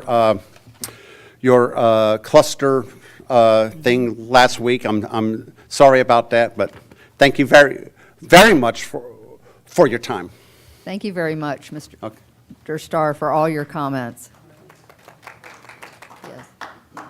If you would like to join us again on March 20th, we are having our public hearing on the cluster ordinance, if you wanted to come back and be with us another night. Okay. Thank you, ma'am. Thank you for your comments.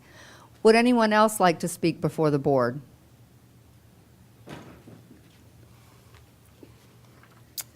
Good evening. My name is Victoria Willis, and I am a judge in the 15th Judicial Circuit, and I have the honor of serving and sitting in Stafford County. I'm also a property owner in Stafford County off 901 Bald Plains Road. I've spoken with some of you, and with the exception of Mr. Cohen, and I'm sorry I haven't gotten to yet, and I know you're sitting here holding your breath, worrying about what I'm going to say, and I'm not going to talk about the fact that the courthouse is insufficient, insecure, or inadequate. That's for another day. I'm actually here to give you an update on another problem, and that's the drug court expansion. I received a letter, communication from the Rappahannock Regional Jail Authority that notified me that while the drug court is a phenomenal program, its success rate is outstanding, it's what's needed, it will save the community millions of dollars because the expansion pales next to incarcerating these people, they didn't approve it. I'm here today to let you know that that happened. We don't know why. I remain committed to that program. I hope you understand that when a judge volunteers their time to do that, what they are doing is keeping their day job and doing this as well. So that means I will maintain my dockets, I will carry a full caseload, and I'm willing to commit to 90 citizens of the county of Stafford. Right now, we only have a portion of that, and it's out of the regional court. Not that there's anything wrong with that, but every day I see people who come into my courtroom, they should qualify drug court, they cannot get transportation into the city, so they cannot go to that program. I hope that you all understand. I've heard your sheriff say it, I've heard several of you say it, I've heard the Commonwealth Attorney say it. We cannot arrest and incarcerate our way out of the opioid epidemic. This is decimating families, it's destroying lives, it is putting at risk all of our bailiffs and our sheriffs and everybody else who goes to try and help individuals who have overdosed.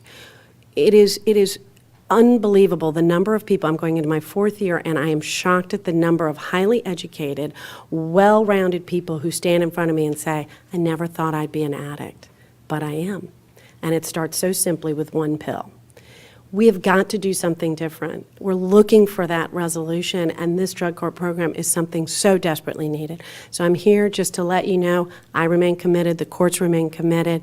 We need the Board of Supervisors to go back to that jail authority and say, that's the wrong answer.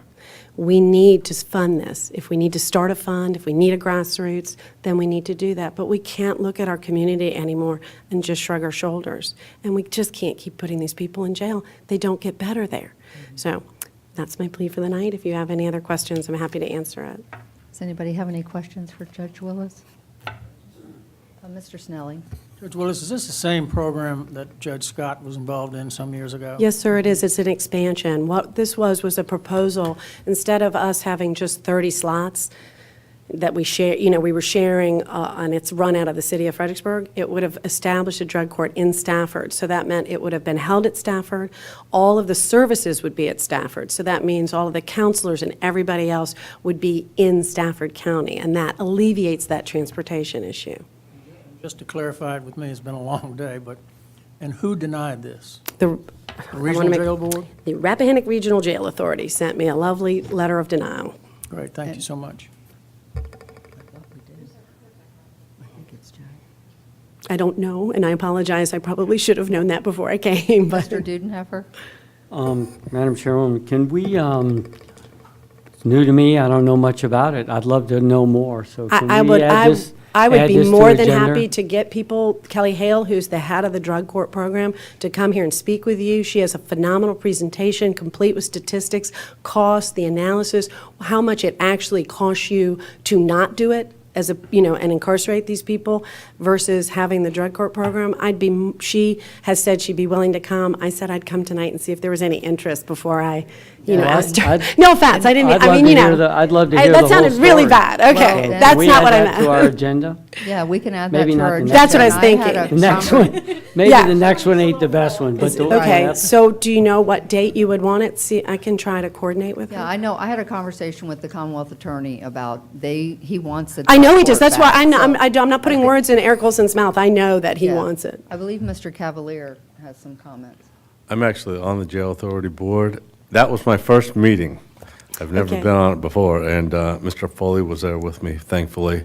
And to the best of my knowledge, and Mr. Foley can expand, what the Jail Authority did was defer action on it at the meeting a couple weeks ago, pending gathering some more information regarding grants. I'll send you the letter I got. And so That's not what the letter says. I would defer to Tom for a better explanation. Yeah, I think that was the issue. There was a desire to see if there were any grants possibilities to help pay for the whole thing. And it was really deferred until the staff could look further into the possibility of getting some grants to help fund it. So, no, it sounds like Ms. The letter's a little bit different, so I would be think there, interested to see again, that and you too. and I have talked about it, Sure. communication is always key, but unfortunately, you can't, because this had been presented and had been initially approved, counselors and things, I mean, everything was in the works. So that deferral is like a denial because you can't turn on a dime and start a program. So they had 8 months going into this preparing for this approval. They were led to believe. But I'm more than happy to have Ms. Hale come and speak to you all and explain the process she went through, what she put together, and also what drug court does and its success rate, because I think that's important. There was some discussion around the idea that because of the opioid crisis that you're talking about, that there might be some additional funds coming from federal or state sources. That was part of the discussion, but we can get the background for the board, and certainly if the presentation comes forward, that'll help you all get more educated about the program. Right. I mean, that certainly doesn't hurt. The problem with looking for grants and funding at this time, everybody else is looking for grants and fundings, but we're an expansion program, which puts us in another, that's better for us. New programs are struggling more. Southwest Virginia is really competing for funds. So the more that we can get up and focus on our own, the better off we are. Mr. Foley, could we add that to the public safety agenda at the next meeting? Absolutely. If you want to send me a note of what the date and time is on that, I will coordinate to get Ms. Hale here. Yeah, we'll follow up. Yeah, Okay. that would be Judge Willis totally and fine. get you the Okay. information. All right, thank you. All right, thank you. And just to let the public know that the reason we had a dialogue with Judge Willis is she was actually supposed to be on our presentation for this evening. So we don't typically do that with people, but she was actually a presenter. So didn't want you to think that we were breaking the rules with her. Anyway, okay, do I have anybody else that would like to speak to the public? On the left.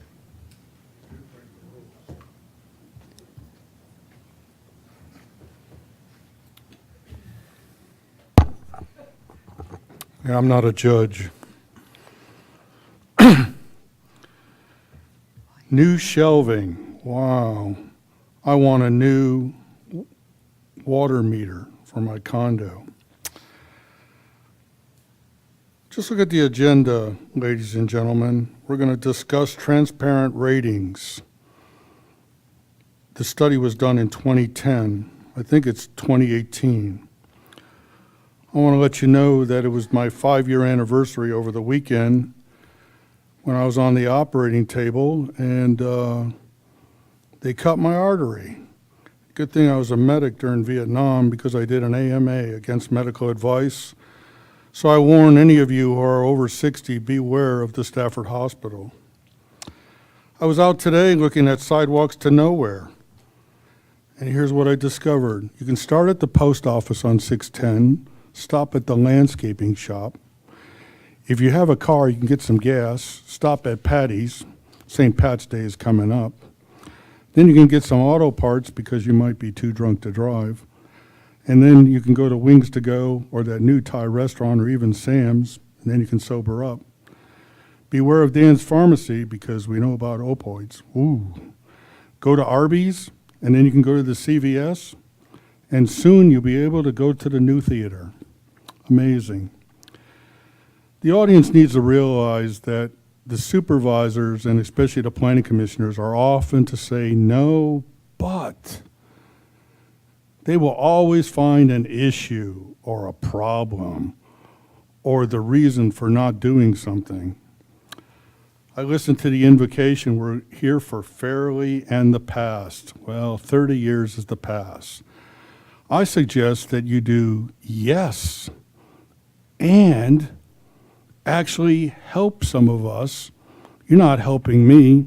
I'm a 65-year-old man. You're helping the widower, the school teacher. Those are the people who you should be helping. Talking about fairness, Dr. Benson is a citizen. I listened to his same old PowerPoint presentation at the school board meeting. And then I can't come to the 3 o'clock meeting because I never know when he's going to finish. Simply amazing. I like the library aspect. It's pretty good. Reading, writing, and arithmetic, the 3 R's. Very good. I wish I could see your boiler. You ought to see my water meters. I finally got to see them last year. And it just amazes me how there's no fairness to the senior citizens in this county. Wow. Are you going to help me do my taxes? I don't think so. I know how to do a computer. I used to program them. Wow. Paul Waldowski, 8 Picket Lane. Thank you. Would anyone else on the left or the right like to address the board? If so, please come forward. Okay, with that, we're going to close the public comment. Tonight, we did not have any public hearings scheduled. We only have one item on the agenda, and that is about transparency. And it was actually something that I added to the agenda. When I was at the Chair Institute, I learned about this publication called Government Transparency in Virginia, How Localities Compare. And it is dated January 2010. So, and as you all know, governments throughout the nation don't have, I guess you could say they have a negative perception in the public place. We're not trusted, you know, they can't take our word. And so with that, they have this document in the Commonwealth of Virginia about transparency. So I talked to Maria Parat, our Chief Financial Officer. She was not aware of it, but I have brought this to the board. And in the conversations that I've had with Ms. Parat, she said, oh my gosh, Meg, there are a few things that we can do on our website to bring our score up immediately. But as she said, it's not just about having a score. So just let me give you a little bit of information. There's a point system, and you can get 100 points for transparency. The highest grade on this particular report was 80 out of 100, and only 20 localities scored greater than 50 points. So I would say in the Commonwealth, we're not doing very well. 22 localities, cities and counties, scored 0 points. 13 scored fewer than 20. Our score was a 4250, okay? But there are a couple of things that we can do to very quickly bring our score up. Just to give you a little bit more background, Arlington and Fairfax presented all 5 of their budget documents online. They're proposed and they're adopted, and that got them a lot of points. Also, 2 cities, Alexandria and Williamsburg, they went beyond their CAFA report, and they presented monthly and quarterly expenditures. Another item that they measure in this rating is your contract information. What contract information do you have online? So I would just like to ask the board, can we work with our finance people? And as Ms. Parat said, it's not just about our score. She said, if there are things online that we can be doing as a board to make our process more transparent and easier for people to find information, she would recommend that we do that as well. So that's all I have, and if any board members have comments, I welcome that. Mr. Snellings. This, I'm sure we've made improvements since 2010. Oh, yeah. Are they going to do this report again? Is this is 2010 the end of it? They don't do another one, or? Because we did an upgrade to our website last year. I'm not sure if they have a regular schedule for that, but that's something we could follow up on. I guess what I'd like to see is where do we stand now? I don't want to Yeah. give the public the impression that we're at the bottom of the heap when, in fact, we've No, made... we're not at the bottom of the heap. Well, that we're not where we should be, when in fact, we've made a lot of improvements since 2010. So if we could find out if they're going to do this again, I think that would be helpful. Ms. Maurer?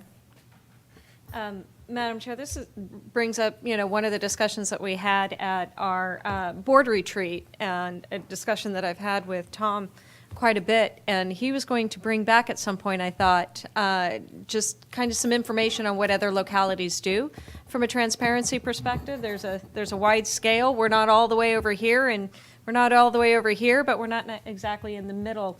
In his experience, and I don't want to put words in your mouth, that there are other things that we could be doing. One of the things that I think would be helpful for the public is like the library presentation. Excellent presentation. I think it would be helpful for the public to know about it, but it's not in our board packet. And so some of these, we've gotten a lot better about doing our staff presentations and adding them to the board packet the day before the meeting, and I'm grateful for that.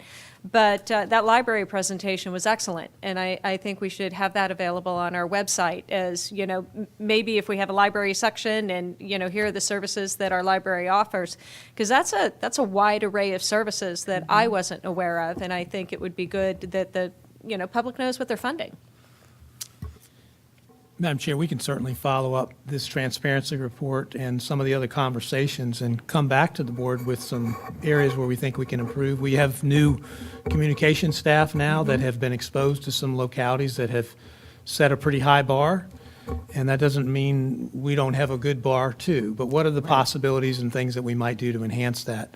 Certainly something that has been a topic of frankly, local government organizations around the country for years, and so I think there's a strong effort we can make to bring some things back to you. Mr. Cohen? And just real quickly, that it was rather impressive today in our afternoon meeting, how Mr. Harvey, one of the things that he was pressing on when we were talking about the e-submissions and all, was public transparency. So I think there's a culture that way that this may not be demonstrating to people, but people know that our staff is very much into making sure we are very transparent. And that, you know, that brings me to another point is, you know, like the public may not know about what we've done with all of our e-plans now. So I think we're much better than average in what we do. But as we all know, there's always room for improvement no matter what. So we can work with you, Mr. Foley, on this, and look forward to any improvements that we can make to better inform our community. We'll bring a report Mr. back. Dudenheffer? Just a quick Google search, and there's no more current report Than than this. the 2010 So- report. So. No, it's not. That's a good point. It did generate some positive discussion, so thank you. Right. Okay, anything else? All right, with that, the meeting is adjourned.